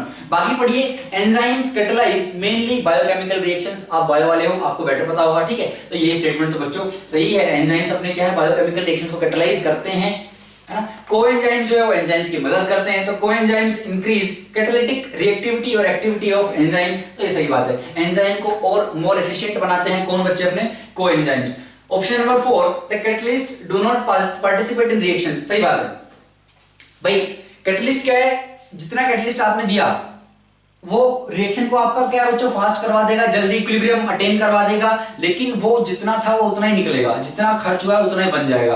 तो रिएक्शन में पार्टिसिपेट नहीं करता है आपका कैटलिस्ट, ठीक है। तो ये वाले स्टेटमेंट भी बच्चों क्या है आपका सही है। तो अपना ओनली जो रॉन्ग स्टेटमेंट है that is option number 1 and that is a correct option also. Okay, अगला देखते हैं क्वेश्चन नंबर 164 बच्चों, ये अच्छा क्वेश्चन है, बेंजाइन मैकेनिज्म पे बेस्ड है, ठीक है। आपको क्या दिया गया है भाई, ये आपके पास एक सबस्ट्रेट है, रिएजेंट क्या अपने पास NaNH2, अच्छा, तो हमें बताना है यार प्रोडक्ट क्या बनेगा, और ये भी पूछा गया है प्रोडक्ट जो बन रहा है उसमें मतलब किस तरह का वो एलिमिनेशन है, एडिशन है, सब्स्टिट्यूशन है, क्या है वो, ठीक है। तो अपने से ये वाली बात भी इन्होंने पूछी है। तो NH2- है वो क्या है बच्चों, अपना आपने को पता है सोडामाइड जो है स्ट्रॉन्ग बेस है, तो NH2- एक स्ट्रॉन्ग बेस है, वो कोशिश करेगा कि उसको कहीं से H+ जो है बच्चों एसिडिक मिल जाए। तो यहाँ पे अगर आप देखोगे तो क्या होगा, तो हम क्या कह रहे हैं, ये जो आपका सोडामाइड है, यहाँ पे जो NH2- बच्चों ये H+ सब्सट्रैक्ट करेगा, कहां से करेगा, इस पोजीशन से या फिर इस पोजीशन से। एक बात समझना कि यार कौन सा ज्यादा एसिडिक है, आप ये भी बोल सकते हो, बिल्कुल बोल सकते हैं, क्यों, क्योंकि यार इसका प्लस एन तो दोनों जगह जा रहा होगा, ऑर्थो पैरा है दोनों जगह जा रहा होगा, लेकिन जो ज्यादा पास में है वहां पे -I ज्यादा लग रहा होगा, तो हम कह रहे हैं यार ये वाला है ज्यादा एसिडिक है, इसको लेके जाएगा, यहाँ पे माइनस आएगा, वो माइनस इधर जाएगा, ब्रोमीन यहाँ से बाहर निकलेगा, तो आपके पास जो इंटरमीडिएट बच्चों यहाँ से बनेगा वो होगा बेंजाइन। और कैसा दिखेगा वो आपको, वो हमें दिखेगा भाई, आपके पास स्टार्टिंग में क्या था, ऐसा था, OCH3 अब भी है, और यहाँ पे एक बॉन्ड बन गया है, क्योंकि आपका Br निकल गया है, माइनस वाले ने इसको यहाँ से, है ना, निकाल दिया है, और यहाँ पे एलिमिनेशन होके आपका एक और पाई बॉन्ड आ गया है। अब एक बात समझना, ये जो पाई बॉन्ड आया है ये बच्चों क्या है आपका प्योर p ऑर्बिटल का क्या है ओवरलैप, यहाँ पे sideways overlap, p pure p का नहीं है बच्चों, ये आपका क्या है हाइब्रिड ऑर्बिटल्स की ही साइडवाइज ओवरलैपिंग हो रही है, क्योंकि यार यहाँ पे जब H+ गया, अब दोबारा से क्या है, ये यहाँ पे क्या था, वो sp2 थे, ठीक है। अब चेंज तो हो नहीं सकता क्योंकि कंस्ट्रेंट है, यहाँ पे आपकी क्या है साइक्लिक रिंग है, ठीक है, तो कंस्ट्रेंट है, चेंज तो आपकी दोबारा मिक्सिंग वगैरह नहीं हो सकती, ठीक है, हाइब्रिडेशन चेंज नहीं हो सकता, तो इसने क्या करेगा, ये यहाँ पे जो sp2 था, यहाँ पे जो माइनस की वजह से sp2 आया, तो ये और यहाँ पे जो आपका है खाली वाला, इन दोनों के बीच में बच्चों क्या है, ये ओवरलैपिंग आपकी हो रही है। तो ये हाइब्रिड ऑर्बिटल्स के बीच में ही ओवरलैपिंग है, प्योर p नहीं है, और क्योंकि यहाँ पे 120 डिग्री का एंगल होगा, तो इनके बीच में जो ओवरलैप है ये दूर दूर होंगे, ओवरलैप क्या है बच्चों उतना अच्छा आपका नहीं होगा, और ओवरलैप अच्छा नहीं होगा, ये बहुत ही अनस्टेबल इंटरमीडिएट है, तो तुरंत क्या होगा, तुरंत आपका NH3 जो है बच्चों, तो हमने कहा हमारे पास क्या है, अपने पास कुछ ऐसा है, ये रहा, ठीक है, और OCH3 यहां पे है। अब एक बात समझना, ये जो तीसरा वाला पाई है, ठीक है, ये इसका प्लेन क्या है यार, ये जो अपने बेंजीन वाले पाई हैं प्योर p वाले, इनका भाई रिंग के परपेंडिकुलर, रिंग अगर अपन बोर्ड के प्लेन में मान ले तो हम कह रहे हैं ये 3 पाई ऐसे हैं अपने, ठीक है, तो ऑब्वियसली ये जो है ये फिर ऐसे रहेगा बोर्ड के प्लेन में ही, है ना भाई दोनों ऐसे तो हो नहीं सकते, ऐसे रहेंगे, समझ रहे हो। तो अगर ये ऐसे बोल रहा हूं मैं, मतलब मेरा जो ये वाला जो पाई है जो नया वाला बना है वो ऐसे रहा होगा, ठीक है, तो क्या ये पाई इस रिंग के साथ कॉन्जुगेशन में जा सकता है, नहीं, तो क्या इसका +M इस वाले को अपनी मेसोमेरी के थ्रू अफेक्ट कर सकता है? नहीं, क्योंकि यार उनका प्लेन ही सेम नहीं है। तो ये इसकी वजह से इनके ऊपर क्या है बच्चों, मेसोमेरी का कोई इफेक्ट नहीं आएगा, रेजोनेंस का कोई इफेक्ट नहीं आएगा। केवल और केवल चीज जो इनको इफेक्ट कर सकती है वो क्या होगी, इसका इंडक्टिव माइनस आई। और ऐसी बात हम क्यों कर रहे हैं, क्योंकि आपके पास यहाँ पे ये बॉन्ड है, ठीक है, जो अनस्टेबल है, तो NH3 जो होगा अब अटैक करेगा। अब NH3 कहां अटैक करेगा ये समझने वाली बात है। अगर यहां अटैक करेगा, बात समझना, ये न्यूक्लियोफाइल है तो इसको प्लस की तरह से, अगर यहां अटैक करेगा, इस बॉन्ड को आप प्लस माइनस में तोड़ लो एक बार के लिए, तो कह अगर यहां अटैक करेगा तो माइनस आएगा यहां, हमें स्टेबल बनाना है माइनस को, लेकिन ये माइनस आई वाले से दूर हो गया, मतलब प्लस यहां आना चाहिए, माइनस यहां NH3 को अटैक करना चाहिए यहां, क्योंकि यहां माइनस आएगा तो इसके माइनस आई उसको स्टेबल करेगा, क्योंकि उसके पास में जितना पास रहेगा उतना अच्छा इंडक्टिव लगेगा, तो ये स्टेबल रहेगा। तो हमने कहा यार यहां अटैक करना चाहिए, और यहां अटैक अगर बच्चों को करेगा तो अपन ने क्या कहा कि यार यहां पे अटैक कर दिया NH3 ने, लेकिन उस पे आ जाएगा प्लस, डबल बॉन्ड, यहां पे आ गया आपका माइनस और OCH3। अब सिंपली यहां से H एक्सचेंज हो जाएगा, तो H प्लस जो है बच्चों आपका ये ले लेगा, तो H प्लस ही ले लेगा, तो H बन जाएगा। तो बेसिकली हमने क्या देखा है, जहां पे Br था वहीं पे क्या है बच्चों, NH2 अपना इस केस में लग गया। लेकिन हुआ क्या, पहले क्या हुआ बच्चों, अगर आप देखो तो पहले एलिमिनेशन हुआ फिर एडिशन हुआ, है ना। टू बी ऑनेस्ट तो एलिमिनेशन एडिशन हुआ है, लेकिन अगर आप ऑप्शन मैच कराने जाओगे ना, तो एक में क्या करा है, जो एलिमिनेशन एडिशन वाला ऑप्शन है उसमें NH2 यहां पे लगाया है, जो कि रॉन्ग है, ठीक है। तो NH2 अपना यहां नहीं मेटा पे ही लगेगा, और अगर आप देखो आपके पास ऐसा एक ही ऑप्शन है, और उसमें आपको मजबूरी से जो है सब्स्टिट्यूशन रिएक्शन आपको इसको कंसीडर करना पड़ेगा, क्योंकि NH2 यहां पे एक ही आपके ऑप्शन में है, लेकिन प्रोडक्ट तो यही सही है, प्रोडक्ट बाकी गलत है। एक में लिखा है बच्चों आपका सीने सब्स्टिट्यूशन, ठीक है, और एक में आपका लिखा है बच्चों क्या, एलिमिनेशन एडिशन, एक में सब्स्टिट्यूशन, ठीक है। तो बाकी प्रोडक्ट आप देखिए एक भी सही नहीं है, तो आपका जो है 4 वाला यही आपका बच्चों क्या है, सही है। तो ऑप्शन नंबर 4। बच्चों अगला क्वेश्चन देखिए, क्वेश्चन नंबर 165, क्या बोला गया है, the correct order of the stoichiometry of AgCl form when AgNO3 in excess is treated with the complexes this and this। तो ये तीन कॉम्प्लेक्सेस हैं, ठीक है, these three complexes are treated with AgNO3, ठीक है, and we will get some moles of AgCl in each of these cases। तो हमें बताना है भाई ये कितने कितने मोल मिलेंगे। चलो अब देखिए, अगर आप, हमें पता है कोबाल्ट वाला जो है बच्चों ये क्या बनाएगा अपना, ऑक्टेड्रल टाइप बनेगा आपका, ठीक है। तो ऑक्टेड्रल टाइप बनेगा तो हमें 6 लिगेंड चाहिए, और NH3 के साथ अच्छा बनता है, तो अगर NH3 है तो बच्चों वो कोऑर्डिनेशन स्फीयर के अंदर रहेगा। क्वेश्चन पढ़ के समझ में आता है यार, देखिए यहाँ पे क्या वेरी करा रहे हैं, Cl तो 3 ही है, 6 NH3, 5 NH3, 4 NH3, मतलब क्या कह रहे हैं, पहला वाला जो कॉम्प्लेक्स है वो कैसा है, CO NH3 6 और तीनों Cl बच्चों बाहर, फिर 5 हो गए NH3, तो अगला वाला रहा होगा CO NH3 5, तो एक Cl देना पड़ेगा, क्योंकि अपने को बच्चे यहाँ पे 6 लिगेंड चाहिए, है ना। तो हमने कहा यार Cl और आपका Cl2 बाहर, थर्ड वाले की आप बात करोगे तो Cl, इस बार आपके पास NH3 4 ही है, तो मतलब Cl2 अंदर आएगा और एक Cl बाहर जाएगा।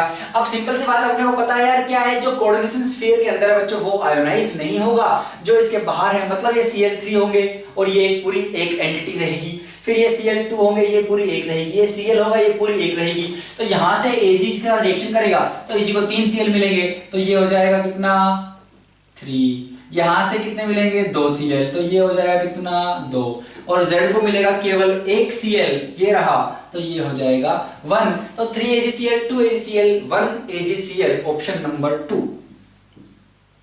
ठीक है बच्चों। अगला क्वेश्चन देखिए, the correct statement regarding electrophile is, electrophile अपने को पता है कौन है भाई, इलेक्ट्रोफाइल जो है बच्चों उनके पास वो इलेक्ट्रॉन लविंग स्पीशीज है, उनको इलेक्ट्रॉन चाहिए, वो खुद क्या है भूखे नंगे हैं, उनके पास क्या है खाली ऑर्बिटल है, वैकेंट ऑर्बिटल है, उनको इलेक्ट्रॉन किसी से चाहिए, ठीक है। तो पढ़िए अब, तो क्या जरूरी है अब इलेक्ट्रोफाइल क्या वो पॉजिटिवली चार्ज्ड हो, हमने कहा नहीं यार जरूरी तो नहीं है। क्यों नहीं है, अगर मान लीजिए आपका कुछ ऐसा रहता है, कैसा BCl3 टाइप का कुछ रहा बच्चों, ठीक है, यहाँ बैक बॉन्डिंग हो रही होगी, लेकिन बोरॉन जो है बच्चों उसका एक ऑर्बिटल क्या है, आप उसको वैकेंट बोल सकते हो, तो यहाँ पे ये क्या है इलेक्ट्रोफाइल की तरह बिहेव करेगा, ठीक है। तो जरूरी नहीं है इसे पॉजिटिव चार्ज हो, है ना, तो और जरूरी नहीं है इसे पॉजिटिव चार्ज हो इलेक्ट्रोफाइल हो, जैसे NH4+, तो क्या जरूरी है इसे पॉजिटिव चार्ज तो इलेक्ट्रोफाइल है, इसके पास वैकेंट ऑर्बिटल है ही नहीं, तो केवल पॉजिटिव चार्ज देख के बह नहीं जाना है, और पॉजिटिव चार्ज ना दिखे तो, है ना, तो मतलब तो भी नहीं बह जाना है। तो अगर, तो हमें लेकिन क्या चाहिए, केवल हमें एक वैकेंट ऑर्बिटल चाहिए। तो हम कह रहे हैं यार, अब पढ़िए करेक्ट स्टेटमेंट कि electrophile is negatively charge species, गलत है ना। तो न्यूक्लियोफाइल में आप बोल सकते हो नेगेटिवली चार्ज हो सकता है, ठीक है, लेकिन जरूरी नहीं है वो नेगेटिवली चार्ज हो। नॉर्मल NH3 अगर रहा, RNH2 अगर रहा तो N के ऊपर लोन पेयर है, जरूरी नहीं है नेगेटिवली चार्ज हो तो ही न्यूक्लियोफाइल होगा। सिमिलरली जरूरी नहीं है पॉजिटिवली चार्ज हो तो इलेक्ट्रोफाइल होगा ही होगा, या पॉजिटिव चार्ज नहीं है तो इलेक्ट्रोफाइल नहीं होगा, दोनों की बातें गलत हैं। तो पहला पढ़िए, नेगेटिवली चार्ज इलेक्ट्रोफाइल, गलत बात। दूसरा, electrophiles are generally neutral species and can form a bond by accepting a pair of electrons from a nucleophile। अच्छा, तीसरा देखिए, electrophile can either be neutral or positively charged species and can form a bond by accepting a pair of electrons from nucleophile। बिल्कुल सही बात है भाई, वो क्या है, न्यूट्रल भी हो सकता है, जैसे ये रहा कोई चार्ज नहीं है इस पे, वो पॉजिटिवली चार्ज भी हो सकता है, तो दोनों ही केस आपके बच्चे इसमें हो सकते हैं। और हम क्या कह रहे हैं, द इलेक्ट्रोफाइल फोर्थ ऑप्शन है नेगेटिवली चार्ज, तो वो गलत है। तो जरूरी नहीं है न्यूट्रल हो, जनरली न्यूट्रल हो, ये भी गलत है, ठीक है, वो पॉजिटिवली चार्ज भी हो सकते हैं, न्यूट्रल भी हो सकते हैं, और they can accept lone pair of electron from a nucleophile, that's why they are called electrophiles. तो ऑप्शन नंबर 3, ठीक है बच्चों। अगला देखिए, क्वेश्चन नंबर 167, क्या बोला गया है, a gas is allowed to expand in a well insulated container. तो आपके पास एक वेल इंसुलेटेड कंटेनर है, मतलब उससे क्या है, हीट जो आपका है ना बाहर जा सकती है ना अंदर आ सकती है, तो मतलब मैं कह सकता हूं भाई आपका Q इस केस में क्या होगा बच्चों, 0 होगा।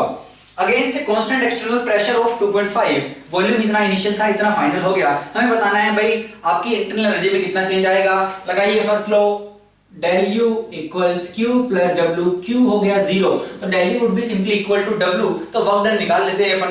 वर्क डन क्या होता है बच्चों, वर्क डन होता है minus P external into dV, और dV आप यहां देख सकते हो कितना आ रहा है भाई, 2.5 से 4.5, ठीक है, तो हो जाएगा ये 4.5 माइनस 2.5, और P एक्सटर्नल कितना है आपका 2.5 माइनस, ये हो गया इनटू कितना आ गया माइनस 2.5 इनटू कितना हो गया 2, तो ये आ गया माइनस 5, लेकिन किस में आया ये, लीटर एटमॉस्फेयर, ठीक है। तो del equal to q plus जब लगाना है -5 लीटर एटमॉस्फेयर, इसको जूल में कन्वर्ट कर लेते हैं। तो जूल में कन्वर्ट करने के लिए आप करोगे -5 इंटू 101, है ना, और ये अपना आ जाएगा बच्चों जूल में। तो अपन कह रहे हैं यार अपना क्या आना चाहिए, -505 टाइप का आना चाहिए, ऑप्शन नंबर 2, ठीक है। तो एग्जैक्टली आप करना चाहो तो 101.325 लगा लो, लेकिन ऑप्शन आपको 101 में मिल जाएगा, ऑप्शन नंबर 2। आगे देखिए बच्चों, क्वेश्चन नंबर 168, क्या बोला गया है, which of the following reactions is appropriate for converting acetamide to methanamine. मतलब अपने पास ये है एसीटोन अमाइड एसिटामाइड और ये मीथेनामाइन, तो अपने को अमाइड से प्राइमरी अमीन बनाना है। अब देखिए क्या क्या ऑप्शन है, स्टीफंस रिएक्शन, नहीं स्टीफंस नहीं है बच्चों, स्टीफंस में क्या होता है आपका RCN नाइट्राइल, भाई आपका स्टीफंस की अगर आप बात करो तो भाई नाइट्राइल होता है RCN, और उसका अपन SnCl टू HCl के साथ रिएक्शन करवाते हैं, है ना, वहां से अपन क्या बच्चों एल्डिहाइड बनाते हैं, तो ये तो गलत है ना। कार्बिलमिन रिएक्शन, ये भी गलत है, आइसोसाइनाइड बनता है। Gabriel phthalimide synthesis, Hofmann hypobromide synthesis, तो होफमैन हाइपोब्रोमाइड सिंथेसिस अगर आपको याद हो बच्चों तो क्या होता है होफमैन हाइपोब्रोमाइड में, तो भाई अपन यूज करते हैं मान लीजिए Br2 और KOH जैसा यूज करते हैं बच्चों, अगर है ना, इसको कई बार आपको ऐसे भी मिलेगा HOBr, तो इसलिए इसको क्या बोल रहा है बच्चों, हाइपोब्रोमाइड, ठीक है। क्या होगा भाई, पहले ये H प्लस यहां से निकलता है, माइनस आता है ना, फिर वो Br पर अटैक करता है, Br2 पे तो Br लग जाता है, फिर दूसरा इसका H प्लस खाया जाता है, यहाँ पे माइनस आता है, फिर वो क्या है बच्चों का ना इस टाइप से रीअरेंजमेंट होता है, तो बहुत सारी चीजें होती हैं, मैकेनिज्म डिस्कस नहीं कर रहे हैं, लेकिन हमने को बताया अगर प्राइमरी मीन चाहिए तो आप होफमैन हाइपोब्रोमाइड रिएक्शन करवा दीजिए, आपको आ जाएगा बच्चों ऑप्शन नंबर 1। चलिए, with respect to the confirmation of ethane which of the following statement is true. अच्छा, इथेन के बारे में पूछे कौन सा स्टेटमेंट सही है, हमको कमेंट करना है बॉन्ड लेंथ और बॉन्ड एंगल पे। एक बात समझिए, इथेन का कन्फर्मर बना लेते हैं, तो हमने कहा H H H H H H, ठीक है। मान लीजिए ये एक्लिप्स्ड वाली फॉर्म है ना ये, और हम क्या कह रहे हैं भाई यहां से अगर अपन किसी स्टेगर्ड फॉर्म में जाएं तो स्टेगर्ड अपनी ये रही H H H H H H, तो एक ही चेंज हुई है, जो एंगल पहले यहाँ पे 0 था वो एंगल अब यहाँ पे बच्चों 60 डिग्री हो गया है। लेकिन ये एंगल कौन सा है, क्या ये बॉन्ड एंगल है यार, बॉन्ड एंगल तो ये है ना यार, ये है बॉन्ड एंगल, ये थोड़ी ना बॉन्ड एंगल है, ये तो इस कार्बन के साथ जो हाइड्रोजन लगा है और पिछले के साथ जो हाइड्रोजन लगा है उन दोनों के बीच में एंगल चेंज हो रहा है। तो बच्चों इसको अपन बॉन्ड एंगल नहीं डाइहेड्रल एंगल बोलते हैं, तो यहाँ पे आपको गलत नहीं कर देना है। तो ये कोई बॉन्ड एंगल वगैरह नहीं है, बॉन्ड एंगल आपके जितने हैं उतने ही रहेंगे। बॉन्ड एंगल क्यों चेंज होंगे? क्या मॉलिक्यूल को घुमाने से बॉन्ड एंगल चेंज हो जाएंगे? जी नहीं। अच्छा, अब अगला देखिए बॉन्ड लेंथ। तो बॉन्ड लेंथ बिल्कुल चेंज नहीं हो रही है, तो बॉन्ड एंगल हो या बॉन्ड लेंथ हो दोनों कांस्टेंट रहेंगे, और कांस्टेंट रहेंगे तो no change, option number 3, both bond angles and bond length remains same. अगला देखिए बच्चों question number 170, in which pair of ions both species contain SS bond?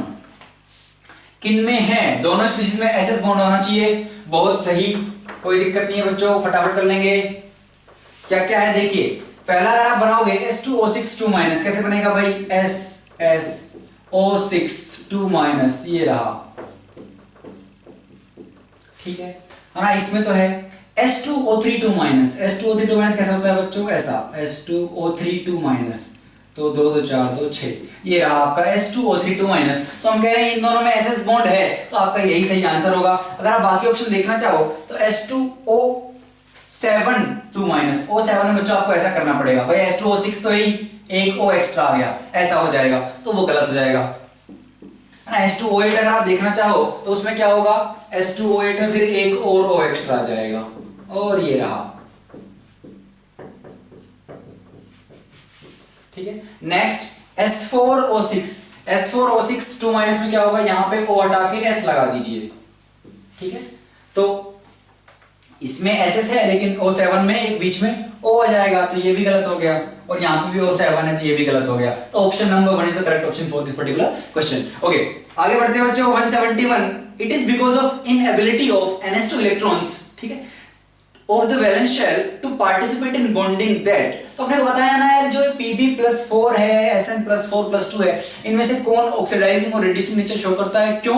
क्योंकि जो S वैलेंस शेल के जो S अपना ऑर्बिटल है उसके इलेक्ट्रॉन पार्टिसिपेट नहीं कर पा रहे बॉन्डिंग में। तो ये इनर्ट पेयर इफेक्ट का क्वेश्चन है बच्चों, ठीक है। तो क्योंकि क्या होता है, जैसे जैसे अपन ग्रुप के अलोंग नीचे जाएंगे, जैसे जैसे आप ग्रुप के अलोंग नीचे जाओगे, तो अपने को पता है यार आपका क्या होता रहेगा बच्चों, जैसे भाई ये रहा, जिस ग्रुप की बात कर रहे हैं वो अपना ये कार्बन वाला है, कार्बन, सिलिकॉन, जर्मेनियम, टिन, और आपका रहा लेड, ठीक है। अब मैं क्या कह रहा हूं, यहां से यहां अगर आप देखो तो बच्चों यहां पे आपके क्या है, F के इलेक्ट्रॉन इंट्रोड्यूस हो जाते हैं, ठीक है। और अगर आपके F के इलेक्ट्रॉन्स आ गए, शील्डिंग पुअर है, शील्डिंग पुअर है, जेड इफेक्टिव बढ़ेगा, इफेक्टिव जेड इफेक्टिव बढ़ जाएगा, वो इफेक्टिव जेड इफेक्टिव, ऐसा नहीं बोलते हैं, सिंपली बोलते हैं कि आपका जेड इफेक्टिव जो है बच्चों बढ़ जाएगा। और जेड इफेक्टिव बढ़ गया मतलब इलेक्ट्रॉन्स पे क्या है बच्चों, प्रोटॉन्स की पकड़ बढ़ गई है, वो अब उतनी आसानी से क्या है, उनको अपन बॉन्डिंग में पार्टिसिपेट नहीं करवा सकते, इसी को इनर्ट पेयर इफेक्ट बोलते हैं। तो इसकी वजह से क्या होगा, हम कहते हैं यार Pb की जो है लेड की +2 स्टेबल होगी, ना कि +4, क्योंकि +4 के लिए आपको 4 निकालने पड़ेंगे, वो मना कर रहा है, नहीं भाई मैं S वाले 2 नहीं दूंगा। अगर आप इसका देखोगे तो क्या है, NH2 NP2, तो P के तो ले जाओ, लेकिन S क्या है, क्योंकि P से पास में रहेगी तो उस पे प्रोटॉन्स की पकड़ हो जाता है और उनको क्या है बच्चों, न्यूक्लियस नहीं ले जाने दे रहा है। तो हम कह रहे हैं यार इसकी जो है +2 मोर स्टेबल है, और इसकी जो है बच्चों वो इसमें ले जाने देता है, तो इसकी +4 ज्यादा स्टेबल है। तो टिन जो है, अगर टिन की +2 हो तो वो चाहता है मैं +4 चला जाऊं, और इसकी अगर +4 है तो वो चाहता है मैं +2 में आ जाऊं। मतलब अब अगर ये +4 से +2 में आ रहा है, मतलब बच्चों ये खुद रिड्यूस हो रहा है, दूसरों को ऑक्सीडाइज करेगा, तो ये एक ऑक्सीडाइजिंग एजेंट की तरह बिहेव करेगा। ये खुद नीचे से ऊपर जा रहा है, खुद ऑक्सीडाइज हो रहा है, दूसरों को रिड्यूस करेगा, तो ये रिड्यूसिंग एजेंट की तरह बिहेव करेगा। अब आप ऑप्शन पढ़िए, Sn+2 इज ऑक्सीडाइजिंग, नहीं रिड्यूसिंग, और Pb+4 ऑक्सीडाइजिंग। तो ये वाला देखिए जहां पे Pb+4 ऑक्सीडाइजिंग हो, Sn+2 रिड्यूसिंग हो, ऑप्शन नंबर 4। आगे बढ़ते हैं बच्चों, क्वेश्चन नंबर 172। क्या पूछा गया है भाई, कोऑर्डिनेशन कंपाउंड से क्वेश्चन पूछा गया है। The correct increasing order of wavelength of absorption in the visible region for complexes of cobalt 3+। तो सारे के सारे +3 में है, केवल फर्क इसका बच्चों लिगेंड्स का, एक में आपका H2O, एक में इथिलीन डायमीन, एक में है सिंपल अमीन। तो हम कह रहे हैं यार लैम्डा एब्जॉर्ब का ऑर्डर क्या होगा। अच्छा, तो हमें साफ पता लग रहा है यार, केवल अगर ये चीज वेरी करी तो ऑब्वियसली इसी की वजह से कुछ हो रहा होगा। तो आपके जो लिगेंड से बच्चों उनसे फर्क पड़ रहा होगा। भाई बात देखिए, भाई आपके जो डी वाले हैं ये रहे 1 2 3 4 और ये 1 2 3 4 5 हो गए, ठीक। तो जब इनको क्या है बच्चों लिगेंड अप्रोच करते हैं तो आपकी क्या स्प्लिटिंग हो जाती है। तो स्प्लिटिंग में हमें पता है क्या होता है भाई, आपके स्प्लिटिंग में हम कहते हैं यार आपके जो dxy yz zx जो है वो ये रहे, और dx2 y2 और dz2 जो है बच्चों उनकी एनर्जी क्या है ना ज्यादा हो जाती है। तो ये जो स्प्लिटिंग हुई है अपनी, ठीक है, ये जो डेल्टा नोट अपन बोलते हैं, ये जो डेल्टा नोट जो है स्प्लिटिंग, ये अब कितनी ज्यादा होगी भाई, आपका लिगेंड अब जितना स्ट्रॉन्ग होगा ये स्प्लिटिंग उतनी ज्यादा होगी, ठीक है। तो हम कह रहे हैं यार अब स्प्लिटिंग ज्यादा होगी अगर ये एनर्जी डिफरेंस ज्यादा हुआ। भाई बात देखिए, ई क्या आ जाता है भाई आपका hc/λ, ठीक है। तो हम कह रहे हैं जो एनर्जी है बच्चों वो आपकी लैम्बडा के क्या है, जो स्प्लिटिंग हो रही है वो आपकी जो लैम्बडा एब्जॉर्ब है उसके बच्चों क्या है, इनवर्सली प्रोपोर्शनल है। मतलब अगर स्प्लिटिंग ज्यादा हुई तो आपका लैम्बडा एब्जॉर्ब बच्चों क्या होगा, आपका कम होगा। तो एक बात समझिए कि अब स्प्लिटिंग किसमें सबसे ज्यादा होगी भाई, अगर हम इनको इनकी लिगेंड की स्ट्रेंथ के उस ऑर्डर में अरेंज करें तो अपने को पता है यार EN जो है इथिलीन डायमीन वो एक ज्यादा स्ट्रॉन्ग फील्ड लिगेंड है एज कंपेयर्ड टू NH3, और वो ज्यादा है भाई किससे, H2O से। तो सबसे ज्यादा स्प्लिटिंग ये कराएगा, फिर ये, तो सबसे कम लैम्बडा इसका, फिर इसका, सबसे ज्यादा लैम्बडा किसका, वाटर का। तो water then NH3 then your ethylene diamine, और ये आप पाएंगे इंक्रीजिंग था मतलब सबसे कम सबसे पहले, तो ये ऑर्डर है स्प्लिटिंग का, तो सबसे कम लैम्बडा इसका, तो ये हो जाएगा ऑप्शन नंबर 4। आगे बढ़िए, क्या बोला गया है भाई, आपके पास एक X है जिसका मॉलिक्यूलर फॉर्मूला है C2H6O, कॉपर हीट की प्रेजेंस में ये बना। अपने को पता है कॉपर हीट क्या करता है बच्चों, 1 डिग्री अल्कोहल रहा एल्डिहाइड बनाएगा, 2 डिग्री रहा कीटोन बनाएगा, 3 डिग्री रहा डिहाइड्रेशन करता है, अल्कीन बनाता है, ठीक है। अच्छा ए बना। अब क्योंकि यहाँ पे टॉलरेंस रिएजेंट यूज किया है तो आपको चमकना चाहिए, भाई सिल्वर मिरर भी बन रहा है तो आपको चमकना चाहिए कि यार यहाँ पे क्या हो रहा होगा बच्चों, कि भाई आपका यहाँ पे एक एल्डिहाइड बन रहा होगा, क्योंकि कीटोन को तो ये ऑक्सीडाइज करते ही नहीं है, कीटोन तो सिल्वर मिरर नहीं देते हैं, यहाँ पे एक एल्डिहाइड बना होगा। अच्छा एल्डिहाइड के साथ OH- हीट मतलब क्या बना होगा बच्चों, यहाँ पे अगर अल्फा हाइड्रोजन रहा होगा तो एल्डोल हो गया होगा, अल्फा हाइड्रोजन नहीं रहा होगा तो केनिजारो हो गई होगी। अच्छा ए से बना Z और क्या है भाई NH2 NH2 अच्छा सेमी कार्बोजाइड, तो सेमी कार्बोजाइड अगर दे रखा है तो ये क्या करेगा, सिंपली बच्चों वाटर निकलेगा और उसके साथ क्या है, एक सेमी कार्बोजोन बनेगा। तो हम कह रहे हैं यार वैसे अगर देखो तो यहाँ पे DU क्या है बच्चों, यहाँ पे DU 0 है, मतलब ये एक ही ऑप्शन है अपने पास CCOH, ये रहेगा। ऑक्सीडाइज होकर क्या बनाएगा CCHO, ये बनेगा। तो यहाँ पे सिलोमीटर टेस्ट में ये ऑक्सीडाइज हो जाएगा, तो ऑक्सीडाइज होकर क्या बनेगा CC⋅OH, है ना। अच्छा A है वैसे बेसिक मीडियम है तो इसको O- आप कर लीजिए, और यहाँ पे एल्डोल होगा तो क्या बनेगा, तो एल्डोल होगा तो भाई आपके पास ये है CCHO, यहाँ पे माइनस आएगा और ये CCHO इस पे अटैक करेगा, इन दोनों के बीच में बॉन्ड बन जाएगा तो CCHO, कोई दिक्कत नहीं है। सेमी कार्बोजाइड से करवाओगे तो यहाँ पे जो आपका एल्डिहाइड आया है तो ये C, और यहाँ पे बच्चों ये इस पे अटैक करेगा, O- बनेगा, ठीक है, मतलब बेसिकली वाटर निकलेगा फाइनली, तो C⋅N NCONH2, ठीक है। ये सब बनेंगे, ऑप्शन पढ़ते हैं। ए कहां पे, ये ए क्या है बच्चों आपका मिथॉक्सी मीथेन, गलत। इथेनॉल सही बात है, और इथेनॉल वाला एक ही ऑप्शन है, ऑप्शन नंबर 2, यहां तक भी नहीं करना। तो देखो तो कई बार क्या है, पूरा क्वेश्चन सोल्व करने से पहले बेटर है कि आप सारे ऑप्शंस बच्चों एक बार गो थ्रू करो, आप सारे ऑप्शंस को पढ़ो, क्या वो आपका टाइम बचाता है, आपको पेपर देखने की जरूरत नहीं थी, क्या बन रहा है, इतना टाइम वेस्ट कर दिया बताओ मैंने, अगर यहीं से कर लेते। वैसे मेरा टाइम वेस्ट नहीं हुआ है, आप लोगों को पता लगा है तो इन्वेस्ट ही हुआ है, लेकिन आप एग्जाम में हमेशा याद रखें कि यार अगर आपको यहीं तक में आंसर मिल जा रहा है तो पहले ऑप्शन पढ़िए, देखिए यार ऑप्शन से ये भी हिंट मिलती है कि यार आपको एग्जामिनर किस तरफ ले जाना चाह रहा है। आपको कई बार क्या क्वेश्चन पढ़ के हिंट नहीं लगती, लेकिन जब आप ऑप्शंस पढ़ते हो तो आपको समझ में आता है अच्छा हाँ यार यहाँ पे तो ये हो सकता है, तो ऑप्शंस पढ़ना बहुत जरूरी है, ठीक है। चलो तो हमने कहा ये तो इथेनॉल हो गया, और फिर किसकी बात कर रहे हैं, वाई की। तो वाई क्या हो गया बच्चों अपना, हाँ तो वाई ब्यूट 2 इन अल है। अगर हम बात करें Z की तो सेमी कार्बोजोन है, और अगर अपन बात करें किसकी, इन्होंने एक X भी लिखा है तो X अपना यही था, ये क्या है बच्चों अपना इथेनॉल है, ठीक है। आगे चलिए क्वेश्चन नंबर 174, साइक्लोहेक्सेनॉन दिया है, बोल रहे हैं एल्डोल कंडेंसेशन करवाएंगे, क्या बनेगा बच्चों, बहुत ही आसान क्वेश्चन। ये क्या करेगा OH- यहां से ऐसे डीके, अब यहां से ले जाओ, यहां से बात सेम है, यहां से जाएगा H+ माइनस आएगा, ये माइनस क्या करेगा, ये रहा आपका दूसरा साइक्लोहेक्सेनोन, ये अटैक हुआ, यहाँ पे अटैक होगा, ये ऊपर जाएगा तो इलेक्ट्रॉन शिफ्ट होंगे तो क्या बनेगा बच्चों आपका, यहाँ पे बेसिकली जो बन रहा है डबल बॉन्ड O, यहां से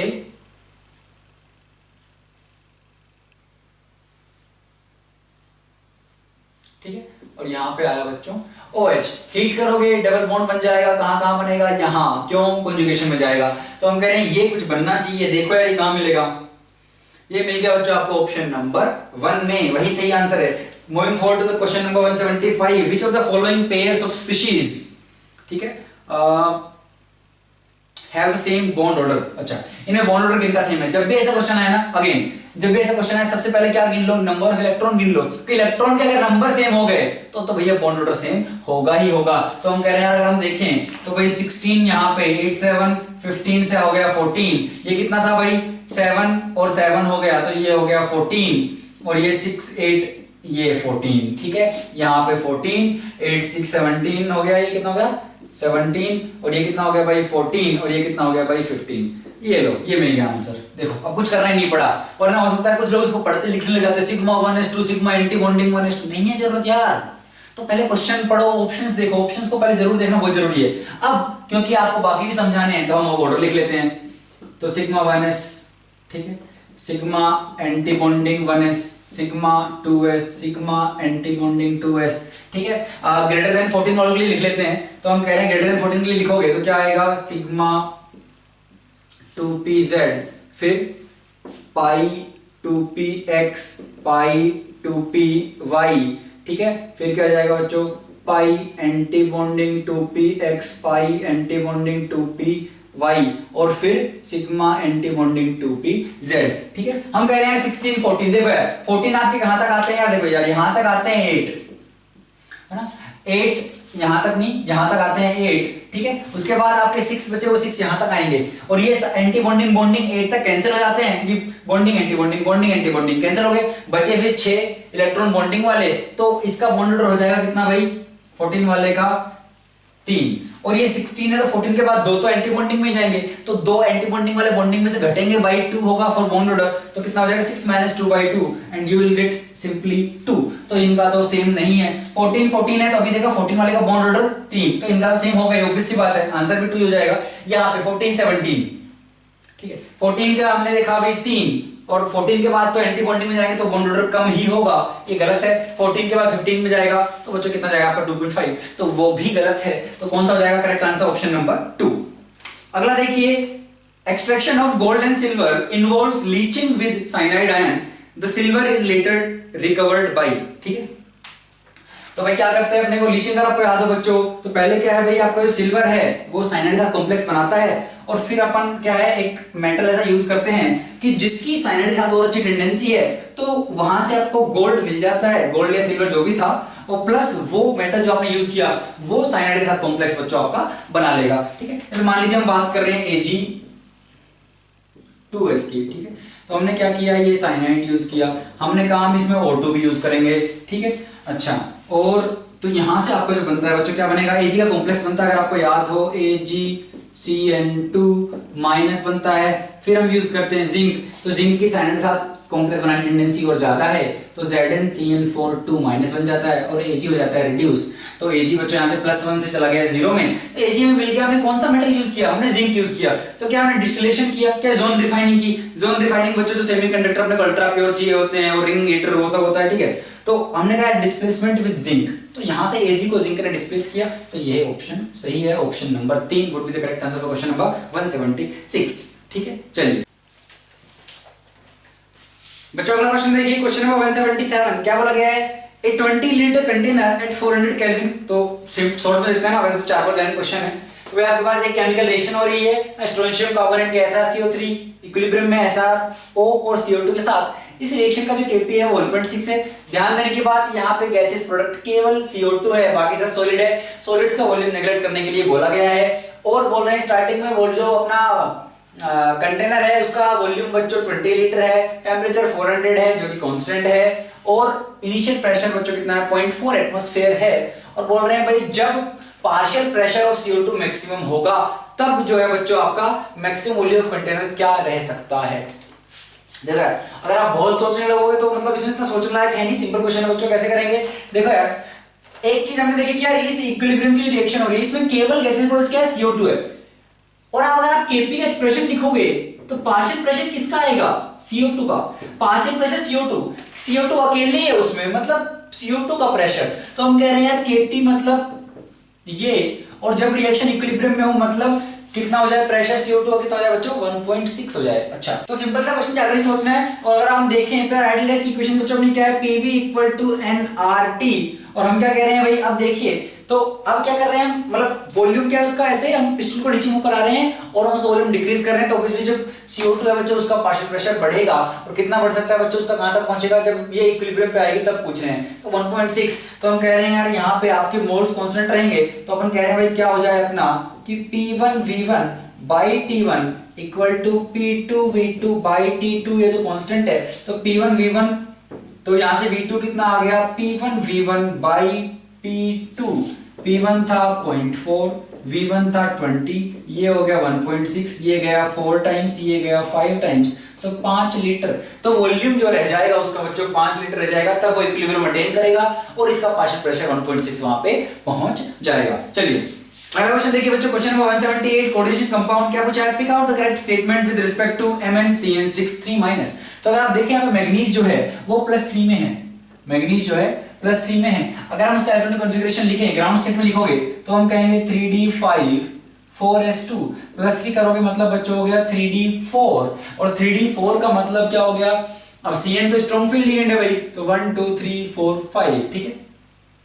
वैसे क्या रहा होगा 1 2 3 4 कुछ इस टाइप से रहा होगा, ठीक है। तो हम कह रहे हैं यार COA क्या है, स्ट्रॉन्ग फील्ड लिगेंड है, Mn पेयरिंग करा देगा, और पेयरिंग करा देगा बच्चों तो क्या हो जाएगा। वैसे ध्यान रखना कि पेयरिंग क्या दोनों कराने की जरूरत है, नहीं एक से भी काम चल जाएगा, ठीक है। तो हम फालतू एनर्जी वेस्ट नहीं करेंगे। मुझे D के 2 खाली चाहिए थे, क्यों, क्योंकि 6 हैं, D2sp3 में बनाना चाह रहा हूं, तो स्ट्रॉन्ग फील्ड लिगेंड D2sp3 बन जाएगा, तो केवल 2 ही खाली कराएंगे हम, तो D2sp3 हो जाएगा बच्चों, और ये क्या हो जाएगा ऑक्टाहेड्रल, तो ऑप्शन नंबर 2, ठीक है। अगला देखिए, the reason for the greater range of oxidation states of actinoids is attributed to. तो एक्टिनोइड्स जो है वो greater range of oxidation show करते हैं, मतलब काफी वेरिएबल है ना। तो उसका ये रीजन क्या है यार, कि अब देखो एक्टिनोइड कॉन्ट्रैक्शन से साइज वाइज का एक्सप्लेनेशन आप दे सकते हो ना, उससे रेंज ऑफ ऑक्सीडेशन स्टेट ज्यादा क्यों उसका एक्सप्लेनेशन नहीं दे सकते। तो हम क्या कह रहे हैं यार, जैसे जैसे क्या है बच्चों आपका प्रिंसिपल क्वांटम नंबर बढ़ता है, तो जैसे हमने को बताया सब शेल के बीच का जो डिफरेंस क्या है अपना, जो शेल है n = 1 और 2 के बीच जो डिफरेंस है,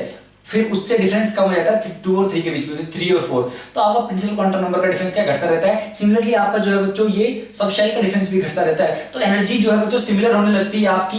अब अगर आप एक्टिनोइड में बात करो तो वहां पे 5f आता है, एक्टिनोइड जिसमें भरे जाते हैं वो 6d और 7s ये आते हैं, 7s भर चुका होता है, ठीक है। तो ये तीनों आते हैं, 4f और 5d आपके बच्चों लेंथेनोइड्स में आते हैं, ठीक है। तो इनकी एनर्जी सेम होने लगती है, इसलिए क्या है, अब क्योंकि एनर्जी सेम है तो आपके आउटर मोस्ट के जो इलेक्ट्रॉन्स है बच्चों वो आराम से क्या है हायर वाली में जा सकते हैं, और इसलिए वो वेरिएबल क्या है अपना वैलेंसी क्या है, वेरिएबल ऑक्सीडेशन स्टेट्स बच्चों शो करते हैं। तो क्योंकि इनकी एनर्जी कंपेरेबल है, ऑलमोस्ट इक्वल है, इसलिए ऐसा हो रहा है। तो ऑप्शन नंबर 2। क्वेश्चन नंबर 180 जो मुझे केमिस्ट्री से ज्यादा बायोलॉजी का लग रहा है, ठीक है। चलिए क्या है question, which of the following statements is correct. Option number 1 क्या है, ovalbumin is a simple food reserve in egg white. अब ओवलब्यूमिन बच्चों क्या है अपना प्रोटीन होता है एग व्हाइट में, ठीक है, और ऑलमोस्ट 55% ऑफ प्रोटीन बच्चों जो है इसी की वजह से उसमें होता है, तो ये वाला स्टेटमेंट तो करेक्ट है। Option number 2, the blood proteins thrombin and fibrinogen are involved in blood clotting. तो ये स्टेटमेंट भी बच्चों सही है, ठीक है, अपना ब्लड को क्लॉट करने के काम में जो है ना ये दोनों काम आते हैं। तो बेसिकली जो फाइब्रोनोजेन है ये वाला ब्लड को क्लॉट करता है, फाइनली यही ब्लड क्लॉट होता है बेसिकली। तीसरा देखिए, denaturation makes proteins more active, ठीक है। वैसे टू बी ऑनेस्ट अगर हम देखें तो इस वाले में क्या है, एक ही स्टेटमेंट मुझे पता था और वही गलत था, है ना। कौन सा वाला, ये डीनेचुरेशन वाला। तो इसमें क्या है, जो आपकी प्रोटीन्स की जो अगर हम बात करें टर्शियरी और क्वार्टरनरी बच्चों जो कोइल्स हैं वो क्या है, अगर हम अनकोइल करो तो बेसिकली तब क्या हम डीनेचुरेशन बोलते हैं। तो आप पीएच चेंज करा के, हीट वगैरह देके, है ना, ये सारे काम करके एंजाइम्स की हेल्प से अगर आप प्रोटीन्स का डीनेचुरेशन करते हो, बेसिकली हम क्या करें डीनेचुरेशन का मतलब क्या है कि आप उसकी बायोलॉजिकल और फिजिकल प्रॉपर्टीज चेंज कर रहे हो, लेकिन केमिकल कंपोजिशन नहीं। ध्यान रखना केमिकल कंपोजिशन चेंज नहीं होती है, ठीक है। सिंपली अनकोइलिंग अगर हो जाएगी आपकी टर्शियरी, अगर अनकोइल होकर मान लीजिए सेकेंडरी या प्राइमरी बना रही है तो वो अपना बायोलॉजिकल फंक्शन बच्चों उतने अच्छे से नहीं कर पाएगा, ठीक है, क्योंकि वो जो जिन साइड्स में मान लो जाके अटैच हो रहा था, जो चीज ब्लॉक कर रहा था वो बॉन्डिंग उनके बीच में नहीं रही है, तो वो बायोलॉजिकल फंक्शन नहीं कर सकता, तो मोर एक्टिव नहीं होगा, वो एक तरह से डीएक्टिवेटेड हो जाएगा, वो किसी काम का नहीं रहेगा। तो ऑप्शन 3 ही गलत है और यही हमारा आंसर है, ठीक है। अगर आप बात करो insulin makes sugar level in the blood of a human body, तो अगर हम इसकी बात करें बच्चों तो क्या होता है, जैसे मान लीजिए आपने बहुत ज्यादा खाना खा लिया, ठीक है, तो आपका क्या ब्लड शुगर लेवल बढ़ने लगता है, तब पेनक्रियाज इंसुलिन रिलीज करता है, वो क्या जो शुगर लेवल मेंटेन करता है। तो बिल्कुल ये वाली बात भी सही है, ठीक है। वैसे सही बताऊं तो ये वाला मैंने याद किया है, क्योंकि भाई बायो के थे तो थोड़े गूगल करने पड़े और देखने पड़ गए, ठीक है। लेकिन तीसरा वाला हम पढ़ते हैं बायोमोलिक्यूल्स में, तो तीसरा वाला अपना क्या है, यहाँ पे इन्होंने गलत दिया है, तो वही हमारा करेक्ट आंसर होगा ऑप्शन नंबर 3, ठीक है। अच्छा, इसके अलावा इन सब में आई थिंक जैसे रेडियोएक्टिविटी, अगर रेडियो एक्टिव है, बाकी ऑप्शन अगर आप देखना चाहो तो रेडियो एक्टिविटी की वजह से आप उसकी ऑक्सीडेशन स्टेट वेरी नहीं करेगी, ठीक है, तो बहुत ही वाहियात ऑप्शन है ना। अगर हम आगे बात करें 4F एंड 5D लेवल्स भी हमने बताया था, ये तो लेंथोनोइड वाला है, ठीक है। एक्टिनोइड्स में ये वाले सब चलाते हैं आपके, और एक्टिनोइड कॉन्ट्रैक्शन से तो साइज वगैरह आप एक्सप्लेन कर सकते हो, ठीक है। तो यही था बच्चों इस वाले पेपर में, ठीक है। तो आई होप आप लोगों को मजा आया होगा, और उम्मीद करता हूँ आपका पेपर अच्छा गया हो, अच्छे मार्क्स आए होंगे, आप लोग मोटिवेटेड रहें, ठीक है। इसी के साथ बच्चों विदा लेते हैं, फिर मिलेंगे आपका नेक्स्ट एफएसटी जो भी होगा एफएसटी 27, ठीक है, उसके सॉल्यूशन लेकर फिर आएंगे हम। तो अभी के लिए बाय बाय, अलविदा।